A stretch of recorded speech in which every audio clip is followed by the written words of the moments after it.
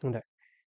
එහෙමනම් සියලු දෙනාටම තෙරුවන් සරණයි. අපි අද කර්ම විපාක ග්‍රන්ථය සාකච්ඡා කරගෙන යන්නේ. දැන් අපි මේකේ අද පටන් අපි සූදානම් වෙනවා මේ කුසල් විපාක පිළිබඳව කතා කරන්න. හොඳයි. අපි කුසලය පිළිබඳව සාකච්ඡා කරන ගමන්ම අපි කරුණු සාකච්ඡා කරමු. වැඩි විස්තර අපි මේ පොත සාකච්ඡා කරමු. කුසල විපාක සත්පුරුෂ පින්වතුනි මෙහිදී බලාපොරොත්තු වන්නේ කල්යාණං වා පාපකං වා තස්ස දායාදෝ භවිස්සාමීති යන ධර්ම පාඨය විස්තර කිරීම වේ. ඒ අනුව 1. යහපත් කර්ම වලට ලැබෙන යහපත් විපාකද 2. අයහපත් කර්ම වලට ලැබෙන අයහපත් විපාකද පෙන්වනු ලැබේ. අප විසින් මුලදී යහපත් අයහපත් කර්ම මොනවාද කියන බව පැහැදිලි කරගන්නට යෙදුණි.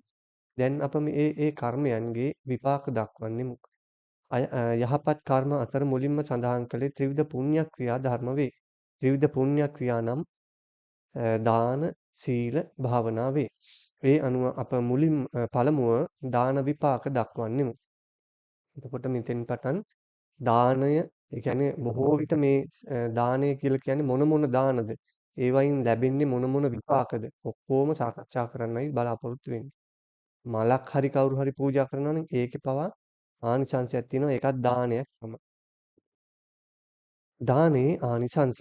සාන්දෘෂ්ටික මෙලෝ සාන්දෘෂ්ටික කියලා කියන්නේ එහෙම නැත්නම් සාන්දිට්ඨික කියලා කියන්නේ මෙලොවදීම තමා විසින් දැකගත හැකි දානානිසංස හතරක් පෙන්වා ඇත. දායකතුමිය බොහෝ දෙනාට ප්‍රියමනාප කෙනෙක් වේ. දායකතුමා පිළිබඳව යහපත් කීර්තිරාවයක් පැතිරේ. ඕනෑම පිරිසක් කරා විශාරදව එළඹීමේ ශක්තියක් ලැබේ. මකු වීමකට තෙද රහිත වීමකට පත් නොවේ. යහපත් කල්යාණ මිත්‍ර ආශ්‍රය ලැබේ.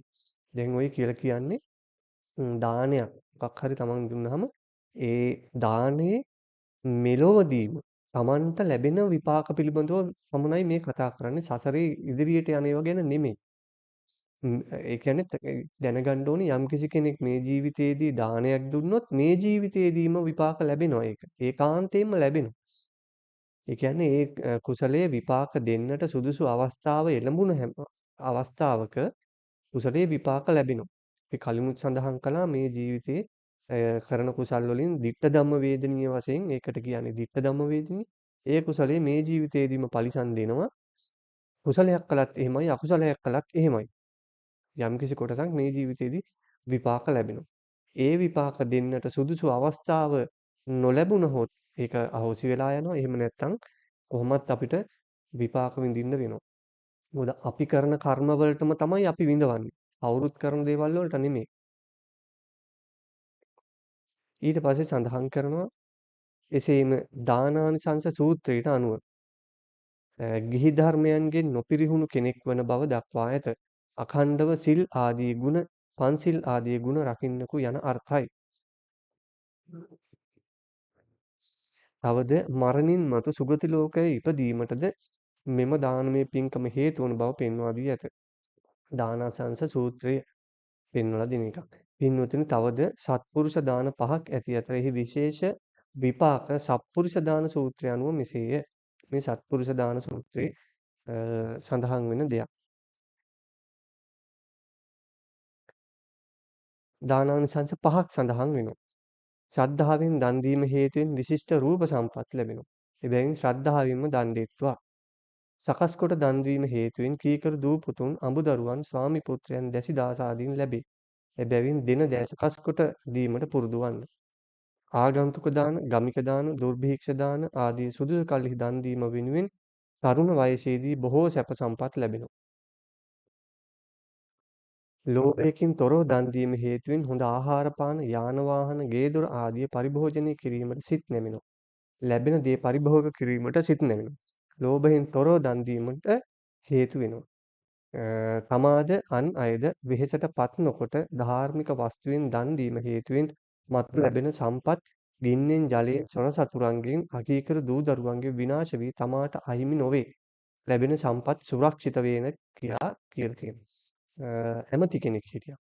ඒ ඇමතිතුමා ගිහිල්ලා භාග්‍යතුන් හම්බෙලා කියා සිටිනවා මේ සත්පුරුෂ ඒ දානයක් දුන්නාම මෙලොවදී දක්නට ලැබෙන ආනිසංස මොනවද කියලා අහනවා. එතකොට භාග්‍යතුන් වහන්සේ විස්තර කරන එක තමයි මේ සූත්‍රයේ දේශනා කරන්නේ. ඒකේ භාග්‍යතුන් වහන්සේ ඔන්න ඔය කරුණු පහ තමයි කියන්නේ.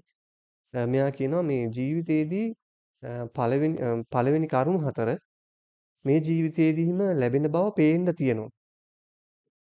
නමුත් පස්වෙනි කාරණේ මරණින් මතු ගිහිල්ලා සුගතියක උප්පත්තිය ලැබෙනවා කියන එක මම අදයි දැනගත්තේ කියලා. මොකද එයාට ඒක ගෝචර නෑනේ. දැන් මොකද මේ ජීවිතේදී දාන දුන්නහම මේ ජීවිතේදීම ලැබෙනවා. ඒක එයා ඒ පුද්ගලයා පෘථග්ජන පුද්ගලයෙක් නිසා පේනවා, දකිනවා. පුද්ගලයන්ගේ වෙනස්කම් අ බොහොම ආඩ්‍යව ධන ධාන්‍ය ආදිය පරිභෝග කරගෙන ඉන්න පාර්ශව දකින්න ලැබෙනවනේ. මැති ඇමතිවරුන් ආදී වශයෙන්. එතකොට ඒ අයව මේ ජීවිතේදීම ඒ කුසලයේ ආනිසංස වශයෙන් තමයි ලැබුණේ. හැබැයි බුදුරජාණන් වහන්සේ සඳහන් කරනවා මැරිලා ගිහිල්ලා අ කුසල් ඒ කියන්නේ දිව්‍ය ලෝකෙක හෝ මනුස්ස ලෝකයේ සැප ඇති තැනක උප්පත්තිය ලබනවා නම් ඒකත් මේ ජීවිතයේදී ලැබෙන ආනිසංසයක් කියලා. මොකද පරලොවට යන්නේ මේ ලෝකෙින් නිසා මේ ජීවිතයේදී තමයි චුතිසිත පහළ වෙන්නේ. ඒ කුසලයේ විපාකයක් වශයෙන් තමයි අපි කලින් රැස් කරගත්ත කුසලයේ විපාකයක් වශයෙන් තමයි හොඳ තැනක උප්පත්තියක් ලැබෙන්නේ. ඒක නිසා ඒකත් සාන්දිෂ්ටික ඵලයක් හැටියට අපිට ගන්න පුළුවන්. ඊට පස්සේ සඳහන් කරනවා පින්විතනි ඒක තමයි මේ සඳහන් කරලා තියෙන ශ්‍රද්ධාවෙන් දන් දීම හේතුවෙන් විශිෂ්ට රූප සම්පත් ලැබෙනවා. දන් දුන්නාම මෙන්න මේ රූප සම්පත් ලැබෙනවා. ඒ විශේෂයෙන්ම ඔය සිල් රැක්කහමත් රූප සම්පත්තිය ලැබෙනවා කියලා සඳහන් කරනවා. ඒක විශේෂයෙන් සීලේ ආනිසංශයක්. නමුත් මෙතන බුදුරජාණන් වහන්සේ ආපහු දාන ආනිසංසය විදිහටත් විශිෂ්ට රූප සම්පත් ලැබෙනවා කියලා සඳහන් කරනවා. එතකොට මේ රූප සම්පත් ලැබීම කියන එක ස්ත්‍රී පුරුෂ දෙපාර්ශ්වයට ලැබෙනවා. ස්ත්‍රී පුරුෂයට විශිෂ්ට රූප සම්පත් කියනකොට ලස්සන අතපය මුහුණ කේශ කල්යාණි කල්යාණිය පිහිටලා හොඳ පිරිපුන් ශරීරයක් හොඳ ලස්සන ශරීරයක් ලැබෙන එක වෙනවා. ඒ වගේම පුරුෂ පක්ෂයටත් ශක්තිමත් ශරීර, දේහධාරී ශරීර, නොපසුබට වීරිය ඇති, කම්මැලි නැති, උකටලී නැති, බොහොම ශක්තිමත් පෞරුෂයක් ඇති වෙන වශයෙන් මේකේ ආනිසංසය ලැබෙනවා. ඒ වගේම සකස් කොට දන් දීම හේතුවෙන් කීකරු දූපතුන්, අඹදරුවන්, ස්වාමි පුත්‍රයන්, දැසිදාස ආදීන් ලැබෙනවා කියලා තියෙනවා. එතකොට මෙන්න මේ සකස් කොට දන් දීම කියන එක විශේෂයි පින්වතුනි. එතකොට ඔය මේ ඕකේ උදාහරණයක් වශයෙන් අපිට කියන්න පුළුවන් දැන් දානයක් දෙන්න ස්ථානයකට ගියහම Tamanට අතක හම්බෙනවා. දැන් අපි හිතමුකෝ කඩේකට ගිහිල්ලා මේ පින්වතුන් දැන් කඩේකට යනවා. බඩු අරගෙන මොනවා හරි අපි කියමුකෝ කෑමක් අරගෙන එළියට බහිනකොටම හිඟන යාචක පුද්ගලයෙක් එනවා ඉස්සරහට. ඒකේ මොනවා හරි තියෙන දෙයක් මානසික දෙයක් හරි අරන් දෙනවා. දීලා තමන් යනවා. ඒක සකස් කොට දන් දීමක් නෙමෙයි පින්වතුනි. අන්න බලන්න ඒක දාණය තමයි. මේ දානයේ ආනිසංශයක් මේ පින්වතුන්ට ලැබෙනවා. මේ පුද්ගලයාට දානයක් දුන්නාම ඒකේ ආනිසංශ ලැබෙනවා. ඒ වගේ නෙමේ සකස් කොට දන් දීම කියලා කියන්නේ ඊට වඩා එහාට ගිය දෙයක්. අපිට පුළුවන් නම් පින්වතුනි මේ පුද්ගලයාව විශේෂයෙන්ම හොඳම දැන් අපි හිතමු අපිට කෑමට හම්බ වෙච්ච දේ මේ එයාව පැත්තකට අරන් ගිහිල්ලා හෙවණක වාඩි කරලා ඉස්සෙල්ලාම බොණ්ඩ වතුර වීදුරුවක් දීලා ඒ මිනිස්සයා පිපාසයෙන් ඉන්නවා වෙන්න පුළුවන්. ඒත් එහෙම දීලා සුව පහසු විදිහට තැනකට ගෙනහලා එයාට අපි කියමු ගත්ත බනිස් ගෙඩියක් කියලා. ඒ බනිස් ගෙඩිය කඩනවා.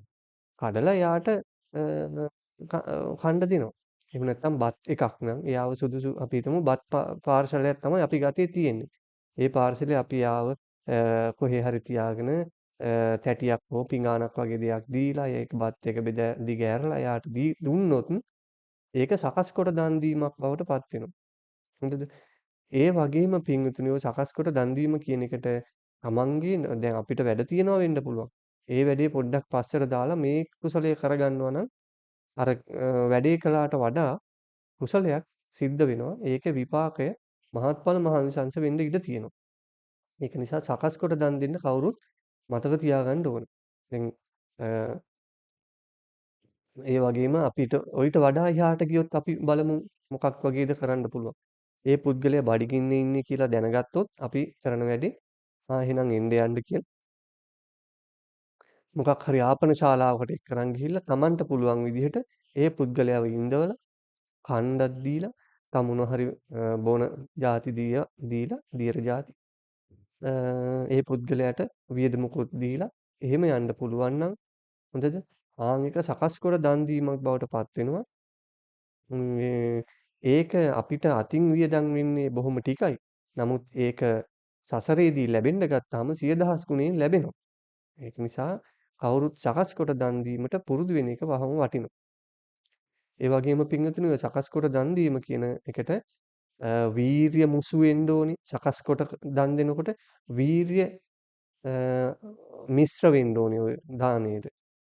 ප්‍රඥාව කියන එක මිශ්‍ර වෙන්න ඕනේ ඔය දාණයට. ශ්‍රද්ධාව කියන එක මිශ්‍ර වෙන්න ඕනේ ඔය දාණයට. නොපසුබට උත්සාහය කියන එක පසුබහින් නැතුව දෙන්න උත්සාහ වෙන්න ඕනේ ওই දාණයට. හොඳද? ඔන්න ඔය විශේෂයෙන්ම ප්‍රඥාව මුසු කරන්න ඕනේ. හොඳද? ඒ පුද්ගලයා යාචක පුද්ගලයෙක් හැටියට නෙමෙයි. අපිට මේ පින කුසලයේ ගෙනහලා දෙන බොහොම දෙවියෙක් අපේ ඉෂ්ට දෙවියෙක් විදිහට අපි දකිනවා නම් ඒ පුද්ගලයාව. ඒක තමයි වටින්නේ. මොකද අපිට අතින් වේදන් වෙන දේ ගැන විතරක් අපි හිතලා හරියන්නේ අපිට දානේ ආනිසංස වශයෙන් සසරේදී ලැබෙන දේ ගැන හිතුවොත් දහස් ගුණයෙන් ලක්ෂ ගුණයෙන් ලැබෙන්න පුළුවන්. ඒක නිසා සකස් කොට දන් දෙන්න කවුරුත් පුරුදු වෙන්නට ඕනේ. ඊට පස්සේ කියනවා මෙන්න මේ විශේෂ දාන ටිකක් කියනවා. ආගන්තුක දාන, ගමික දාන, දුර්භික්ෂ දාන. ඔන්න ඔය අවස්ථාවලදී දන් දෙන්න පුළුවන් නම් ඒවා මේ තරුණ වයසේදීම බොහෝ සැප සම්පත් ලැබෙනවා. මේ වයසට ගිහිල්ලා සැප ලැබුණාට වැඩක් නෑනේ. නේද? වයසට ගිහිල්ලා මොනතරම් කන්න බොන්න යාන වාහන සැප සම්පත් මොනවත් ලැබුණාට වැඩක් නෑ. කන්න බොන්නත් බෑ, යාන වාහන වල යන්නත් බෑ. වයසට ගිහිල්ලා නිසා. ඒක නිසා තරුණ වයසේදී බොහෝ සැප සම්පත් ලැබෙනවා. ඒ සැප සම්පත් ලැබෙන්නේ සැප විඳ විඳ ඉන්න නෙමෙයි. ඒ ලැබෙන සැප සම්පත් වලින් හොඳ සුඛිත මුදිත ජීවිතයක් ලැබිලා ඒකෙන් තව තවත් කුසල ආදිය කරගන්නට උත්සාහවත් වෙන්නට ඕනේ. එතකොට මේ ආගන්තුක දාන, එතකොට ගමික දාන, ගමික ආගන්තුක කියලා කියන්නේ පින්වතුනි දැන් අපි හිතමුකෝ ගෙදරින් පිටත් වෙන්න හදනවා. හදනකොටම ගෙදෙට්ට එනවා අමුත්තෙක්. ඒ පුද්ගලයා ඔන්න ඔහේ එහෙනම් කවුරු හරි ගෙදර ඉන්න කෙනෙක් ඕක බලන්න මං ගමන යනවා කියලා එහෙම යන්නේ නැතුව ඒ පුද්ගලයාව ගේ ඇතුළට එක්කරන් ඇවිල්ලා නේද? ඒ පුද්ගලයාට සුදුසු සප්පායම් කරලා එතකොට ඒ මහන්සි වෙලා ඉන්නවා නම් වතුර ටිකක් නාගන්න අවස්ථාව දීලා පෑන් එකක් දාලා දීලා හොඳට මොකක් හරි වාජනයක බීමක් දීලා අන්න අපිට මේ කුසලයේ කරගන්න පුළුවන් බොහොම ලොකු අවස්ථාවල් මේවා. ඒවත් කුසල් තමයි. අපිට බලන්න මේ කුසලයේ කියන එක අපේ දොරට තට්ටු කරනවා. අපි නමුත් කරගන්නේ නැති හැටි. අපි කුසලයට උත්සාහ වෙන්නේ පසුබසිනවා. කුසල් ගේ දොරකඩට ඇවිල්ලා කුසල් අපිට කරගන්න අවස්ථාව ලැබෙනවා. නමුත් කරගන්නේ බොහෝ අය. ඊට පස්සේ සඳහන් කරන්නේ ගමික දාන කියලා. ගමික දාන කියලා කියන්නේ ගමට තමන් යද්දී තමන් ගමේ ඉඳි වෙන අය ගමට එනකොටත් ඒ අයටත් උදව් උපකාර දාන ආදිය දෙන්න පුළුවන් නම් ඒවා. දැන් එතකොට ගමට යද්දී දාන දෙන්නේ කොහොමද? අපිට දැන් යන කෙනෙකුට ගමික දානයක් දෙන්න පුළුවන්. ඉස්සෙල්ලාම වටින දේ තමයි ඒ යන කෙනාට ගමට යන කෙනාට ප්‍රවාහන පහසුකම් ලබා දෙන්න පුළුවන් නම් අන්න ඒක දානයක්. ප්‍රවාහන ඒ පහසුකම සලසන දෙනවා. ඒකත් දානයක් තමයි. ඒ යනකොට අතරමඟදී කෑම අවශ්‍ය වෙනවා නම් ඒ වෙලාවට කෑම සලසලා දෙන එක. ඒවා ගමික දාන. ගමික කියලා කියන්නේ ගමේදී ගමනක් යන අතරතුරේදී සහ ගමේදී දාන දෙන එක. දුර්භික්ෂ දාන තමයි පින්වතුනි විශේෂම අවස්ථාවක් මේක. මේ ඔය දුර්භික්ෂ කියලා කියන්නේ විශේෂයෙන්ම මේ තමන්ටත් කන්න නැති වෙන අවස්ථාවක්. දුර්භික්ෂයේදී කාටත් කන්න නැති වෙනවනේ. එහෙනම් තමන්ටත් කන්න බොන්න නැති වෙනවා. එතකොට මේ සියලු දේවල් ගොඩ ගහගෙන ඉඳගෙන තමන් තනියම පරිභෝජනය කරනවා කියන එක සාමාන්‍යයෙන් මිනිස්සු කරන දේ. ඒක තමයි හැමෝම කරන දේ. තමන්ගේ දුව දරුවන්ට භාර්යාවට ස්වාමි පුරුෂයාට පමණක් දෙන්න තියාගෙන හොරෙන් තියාගෙන අනිත් අයට නොදී පරිභෝග කිරීම. නමුත් බුදුපසේ බුදු මහරහත් ආදී උතුමන් වහන්සේලා ඒක නෙමෙයි ප්‍රශංසා කළේ. සාමාන්‍ය මිනිස්යාගේ හැටි තමයි ඔය කලින් සඳහන් කළේ. නමුත් සාමාන්‍ය මනුෂ්‍ය ගුණයට වඩා උත්තරීතර තත්වයට ගිය උතුම් මිනිසයෝ එහෙම ගොඩ ගහගෙන ඉන්නවා. ඒක හරි. නමුත් තනියෙන් පරිභෝග කරන්නේ තනියෙන් කන්නේ නැහැ. අර වසල සූත්‍රයේදීත් තියෙනවනේ. ඒකෝ භුඤ්ජති සාදුනි සම්පාරභවතෝ මුඛං කියලා පරාභව සූත්‍රේ. පරාභවයට හේතුවක් වෙනවා මේ තනියම කන එක. අනිත් අයට සුදුසු පුද්ගලයන්ට අවශ්‍ය පුද්ගලයන්ට ඒ කෑම නැති පුද්ගලයෝ ඉන්නවා නම් ඒ කට්ටියට දීලා කන්න පුරුදු වෙන එක බොහොම හොඳ සත්පුරුෂ කමක්. ඒක තමයි මේ සත්පුරුෂ දානයේදී මේක සඳහන් කරන්නේ. දුර්භික්ෂ අවස්ථාවල් කියන්නේ අපිට දන් දෙන්න පින්වතුනි හම්බ වෙන හොඳම අවස්ථාවක්. හැමෝටම කන්න නැති වෙන වෙලාවක අපිටත් කන්න නැති වෙනවා තමයි. නමුත් නැති වෙන අවස්ථාවේදී තමයි දෙන්න ඕනේ. නැතිම අවස්ථාවේදී දෙන්න තමයි පින්වතුනි උත්සාහ කරන්න ඕනේ. තියෙන අවස්ථාවේදී දන් දීලා වැඩක් නෑනේ. අනිත් අයටත් තියෙනවනේ ඒ වෙලාවේ. දුර්භික්ෂ වෙලාවේ දන් දෙන එක තමයි බොහොම වටින්නේ.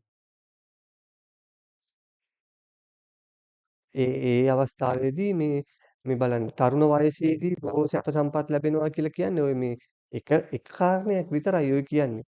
දැන් මේ දුර්භික්ෂ වගේ අවස්ථාවලදී දාන දීපු නිසා අපේ සීවලී මහරහතන් වහන්සේට බුදුරජාණන් වහන්සේ පවා කාන්තාරයෙන් මැදින් වඩිනකොට බුදුරජාණන් වහන්සේ ඒ භික්ෂු සංඝයා පිටිපස්සේ හැරිලා ආපහු බලනවලු මේ අහනවලු සීවලී ඉන්නවද කියලා. බුදුරජාණන් වහන්සේ මොකද මේ සීවලී මහරහතන් වහන්සේ ඉන්නවා නම් කාන්තාරේ මැද්ද වුණත් කන්න ලැබෙනවා කියලා තමයි සඳහන් කරන්නේ. මොකද මේ දුර්භික්ෂ වලදී කන්න තියෙන හොඳම වෙලාවල් වල දාන දීපු කෙනෙක් තමයි සීවලී මහරහතන් වහන්සේ. ඒ වගේ ඒක නිසා පින්වතුනි ඒ වගේ කියන්නේ නැතිම වෙලාවට තමයි දන් දෙන්න ඕනේ. අපේ ගොඩාක් පිරිස හම්බෙනකම් බලන් ඉන්නවා දන් දෙන්න. හම්බෙනකන් ඉඳලොත් අන්තිමට හම්බ වෙන්නේ නැතුවම මැරිලා යන්න තමයි වෙන්නේ. ඒක නිසා Tamanට ලැබෙන අවස්ථාවේදී දන් දෙන්න ඕනේ. ලැබෙන දෙයිනුයි දන් දෙන්න ඕනේ. පොඩි දෙයක් ලැබුණොත් ඒ පොඩි දෙයින් හරි ලැබෙනවා. දන් දෙන්නයි තියෙන්නේ. ලොකුවට අපිට කවදා හරි ගෙවල් දොරවල් හදාගෙන යාන වාහන හදාගෙන හොඳට දියුණු වුණාට පස්සේ දානයක් දෙනවා කියලා හිතාගෙන ඉන්නවා. එහෙම නෙමෙයි. Tamange අතට කන්න හම්බෙන බත්පතෙනුත් ටිකක් දෙන්න පුළුවන් නේ. ඒ වගේ තමයි කුසල කරගන්න ඕනේ පිළිගන්න. ඊට පස්සේ සඳහන් කරනවා ලෝභයේ පුරව දන් දීම හේතුවෙන් හොඳ ආහාර පාන යාන වාහන ගේ දොර ආදිය පරිභෝජනය කිරීමට සිත් නැවෙනවා. ලැබෙන දේ පරිභෝග කිරීමට සිත් නැමනුයේ ලෝභයෙන් තොරව දන් දීම හේතුවෙනි. ඊට පස්සේ සඳහන් කරනවා තමාද අන් අයද වෙහෙසටපත් නොකොට ධාර්මික වස්තුවෙන් දන් දීම හේතුවෙන් මතු ලැබෙන සම්පත් ගින්නෙන් ජලයෙන් සොර සතුරන්ගෙන් අකීකරු දූ දරුවන්ගේ විනාශ වී තමාට අහිමි නොවේ. ලැබෙන සම්පත් සුරක්ෂිත වෙනවා කියලා සඳහන් කරනවා. අපි දන් දුන්නාම අපිට ඉදිරි සංසාරේ මේ ජීවිතයේදී හෝ ඉදිරි සංසාරේ කවදා හෝ ලැබෙනවා. හොඳද? ලැබෙනවා. අර ඔය දැන් සඳහන් කරපු කාරණේට අනුකූලව මම මේ කතා කරන්නේ. එතකොට මේ අ ලෝභයකින් ලෝභයක් ඇතුව දන් දෙන්නත් පුළුවන්, ලෝභයක් තොරව දන් දෙන්නත් පුළුවන්. ඔය ක්‍රම දෙකටම අපේ පුද්ගලයන් දන් දෙනවා. ලෝභයෙන් දන් දුන්නත්, ලෝභයෙන් තොරව දන් දුන්නත් පින්තුනි දන් දීම කියන දේ විපාක ලැබෙනවා.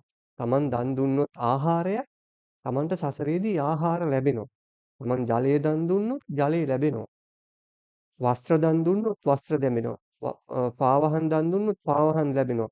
වාහන ප්‍රවාහන පහසුකම් ලබා දුන්නොත් වාහන යාන වාහන ලැබෙනවා. ගේ දොර ඉඩකඩම් ලැබෙනවා. සසරේදී තමන් ප්‍රවාහන පහසුකම් ලැබුණොත් යාන වාහන හොඳම යාන වාහන ලැබෙනවා. කුඩ පූජා කළොත් ඒ වගේ අර කෙලෙස් වලින් පවා අ කෙලෙස් වැස්සට කෙලින් නැති වෙන්න ආරක්ෂා වෙන්න අ පුළුවන් වෙනවා. ජීවිතයේදී ලැබෙන ආනිසංසයක් තමයි හොඳ ගෙවල් දොරවල් ලැබෙන එක. හොඳද? ඒ වගේම දැන් ඔය දන් දීම ලෝභයක් සහිතව දෙන්නත් පුළුවන්, ලෝභය අතහැරලා දෙන්නත් පුළුවන්. එතකොට මෙහිමයි වෙන්නේ. ලෝභයෙන් දුන්නත්, ලෝභයෙන් නැතුව දුන්නත් ල් දෙන දේ ආනිසංස විදිහට අපිට ලැබෙනවා තමයි. හැබැයි ලෝභයෙන් දන් දුන්න කෙනාට ලැබෙන දේ ආපහු දෙන්න හිතෙන්නේ නැහැ. හරිද? ආයි දෙන්න හිතෙන්නේ නැහැ. හිත නැමෙන්නේ නැහැ. ලැබෙනවා. Tamanට ගොඩ ලැබෙනවා. ධන ධාන්‍ය, වස්තුව, දැසි දාසාදීන්, ධන මුදල් ඔක්කොම ලැබෙනවා. හොඳ ගෙවල් දොරවල් යාන වාහන ලැබෙනවා. හැබැයි දෙන්න හිත නැමෙන්නේ නැහැ. මොකද එයා දුන්නේත් ලෝභයෙන්නේ. අතහැරලා නෙමෙයි දුන්නේ.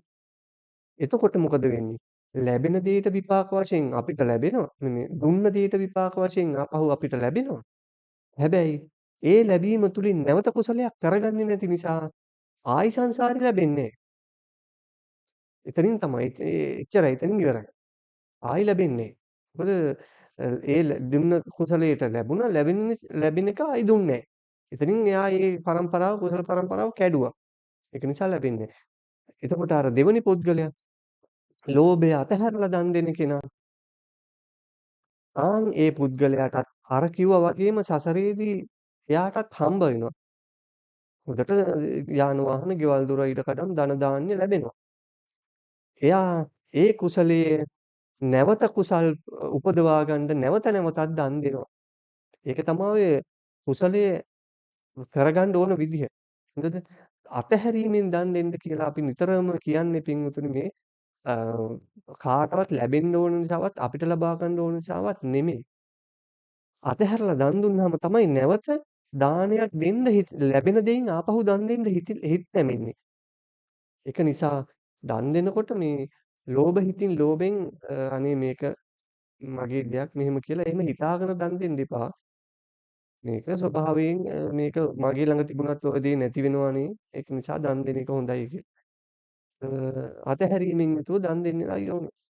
බොහෝ පින්වත් පාර්ශව අපි දකිනවා ඇවිල්ලා මේ සකස් කොට දන් දෙන්නේ දන් දෙන්න එනවා සකස් කරලා දෙන්නේ දන් දෙනවා තමන්ගේ කාලය, ශ්‍රමය, මුදල් වියදම් කරලා නෑදෑ පිරිසත් එක්ක ඇවිල්ලා ලොකු පරිශ්‍රමයක් අරගෙන මේ දේ කරන්නේ.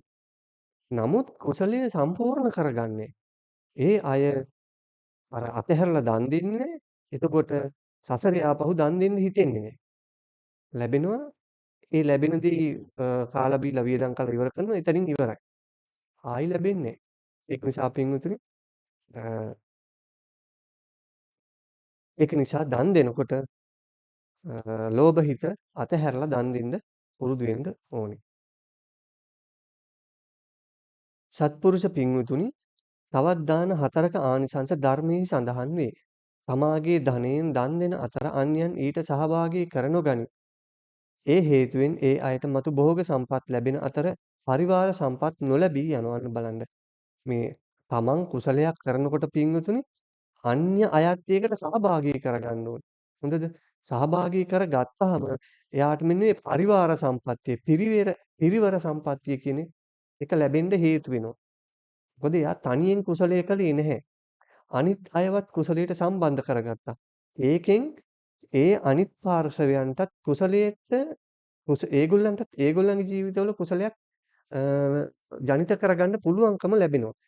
ඒ නිසා තමන්ට විපාක ලැබෙනකොටත් ඒකට සමගාමීව තමයි විපාකේ ලැබෙන්නේ. අර පරිවාර සම්පත්තියම එයාටත් ලැබෙනවා. ඒක නිසා කවුරුත් දන් දෙනකොට හොරෙන් තනියෙන් දන් දෙන්න එපා. දන් දීමෙන් තමන්ට ලැබෙනවා තමයි. හැබැයි පරිවාර සම්පත්තිය ලැබෙන්නේ තනියෙන් තමයි සසරේ භුක්ති විඳින්න වෙන්නේ. කන්න බොන්න හැමදේම ලැබෙන්නේ. හැබැයි කවදාවත් දානයක් දෙන්නවත් කවුරුත් උදව් වෙන්න එන්නේ නැහැ. කිසිම දෙයකට තමන්ගේ මල ගෙදර කොටවත් මගුල් ගෙදර කිසිම කටයුත්තකට උදව් වෙන්න කිසි කෙනෙක් නැති වෙනවා අන්තිමට. ඒක නිසා පින්කම් කරනකොට පිරිසත් සම්බන්ධ කරගෙන කරන්න කවුරුත් උත්සාහ කරන්න. ඒ වගේම තම ධනය වියදම් නොකොට බොහෝ පිරිස් එකතු කොට ඒ අයගේ ධනයෙන් දන් දීම හේතුවෙන් මතු ධන සම්පත් නොලැබෙන අතර පරිවාර සම්පත් ලැබෙනු ඇත. අන්න බලන්න. ඒ දෙවෙනි එක අරකට පළවෙනි කාරණේට අනිත් පැත්තමයි තියෙන්නේ. පිරිසක් එකතු කරගෙන ඒ අයගෙන් සම්මාදම් කරගෙන දාන දෙනවා. Tamanගේ සත පහක්වත් වියදම් කරන්නේ එතකොට දානයත් සිද්ධ වෙනවා. පරිවාර සම්පත්තියත් ලැබෙනවා. හැබැයි තමන් වියදම් නොකර අර අනිත් අයගේ ධනයෙන් දීපු නිසා තමන්ට ලැබෙන දේ දුර්වල වෙලා තමයි ඒ විදිහටම තමයි ඊට සමගාමීව තමයි ලැබෙන්නේ. ඒක නිසා අ ධන සම්පත් ලැබෙන්නේ පරිවාරය විතරක් ලැබෙනවා. තුන්වෙනි කාරණේ තමාද දන් නොදෙන අතර දෙන දානයකටද සහභාගී නොවීම හේතුවෙන් මතු ධන සම්පත්ද පිරිවර සම්පත් යන දෙකම නොලැබේ. අන්න බලන්න තමන් දන් දෙන්නෙත් නෑ, දෙන අයට දී ගන්න දෙන්නෙත් නෑ. ඈ ඒ දෙන එකක් බලලා අනුමෝදන් වෙන්නෙත් නෑ. අනික් කට්ටිය දානයක් දුන්නා කියලා කිව්වහම ඒකත් අනේ සාදු බොහොම හොඳයි. අපිට සහභාගී වෙන්න බැරි වුණා. ඔයාලා හරි කරගත්ත එක හොඳයි. මමත් ඒක අනුමෝදන් වෙනවා කියලා එහෙම හරි අනුමෝදන් වෙනවනේ ඒකත් වටිනවා. එහෙමත් නැති අය අනිත් අය දෙන එකටත් ගරහා කරනවා. Taman දන් දෙන්නෙත් නෑ.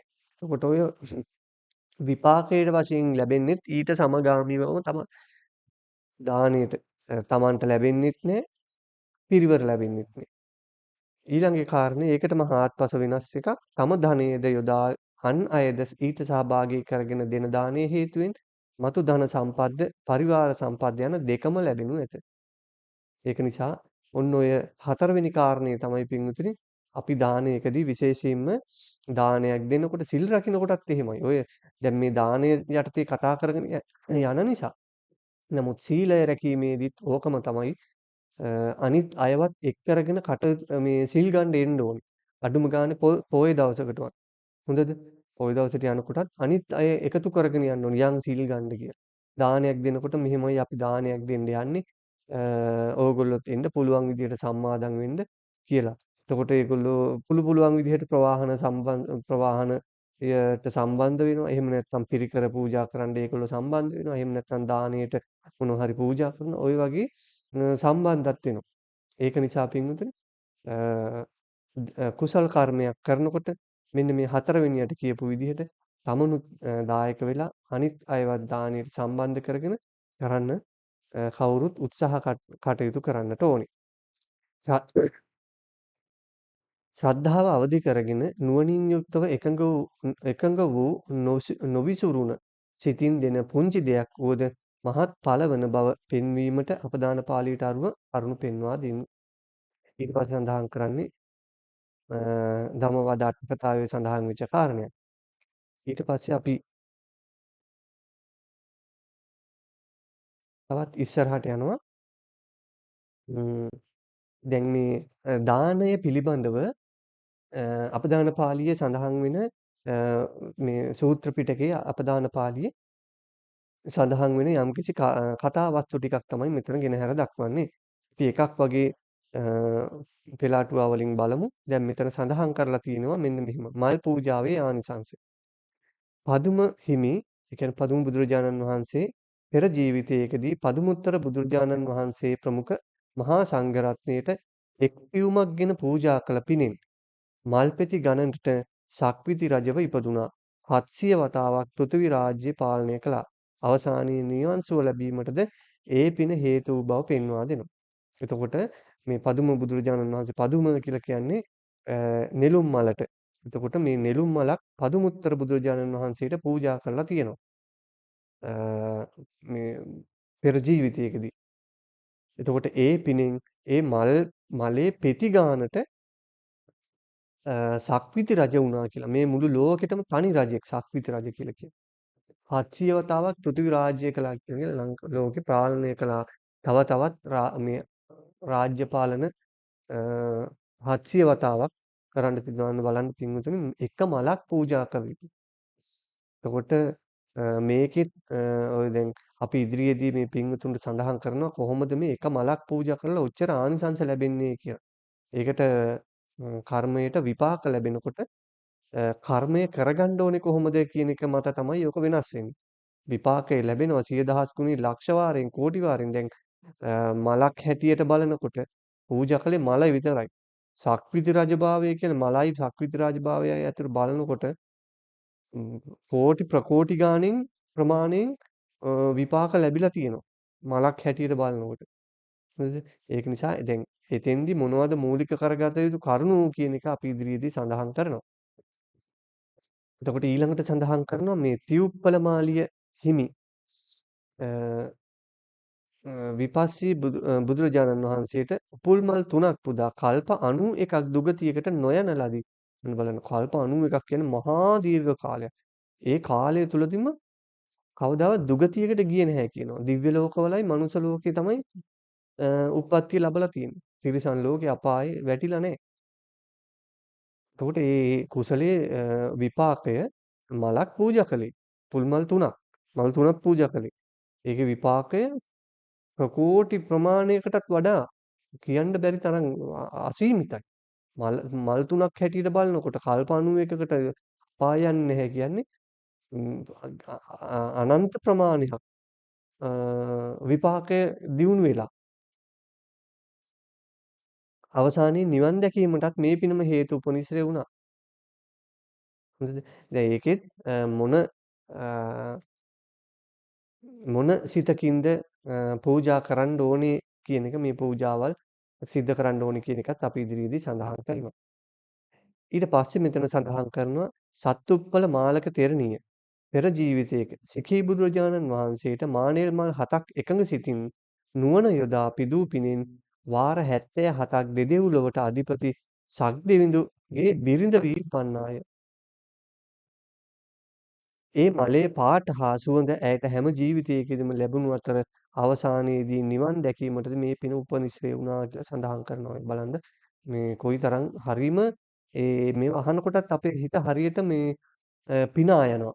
හරිම හිතටත් හොඳම ශ්‍රද්ධාවක් එතකොට දිව්‍ය ලෝක වල සැපය පිළිබඳව අපේ හිතට එනකොට බොහොම ප්‍රසන්න භාවයක් අපිටත් හිතෙනවා ඇති වෙනවා. ඉතින් මේ වගේ පින් කරනකොට කවදාවත් මේ සත්තු මරලා මේ ගහ බැනගෙන මේ වගේ දිව්‍ය ලෝකවල ගිහිල්ලා මෙහෙම මලේ පාටට උපදින්න හම්බෙන්නේ නෑනේ. අකුසල් කළොත් පින්වතුනි අකුසල් වලට විපාක වශයෙන් අපාය යන්නේ. කුසලයේ තුලම සිත රඳවාගෙන ඉන්න කියලා අපි නැවත නැවතත් සඳහන් කරන්නේ ඒකයි. සෑම විටම කුසලයට සිත නමන්න ඕනේ.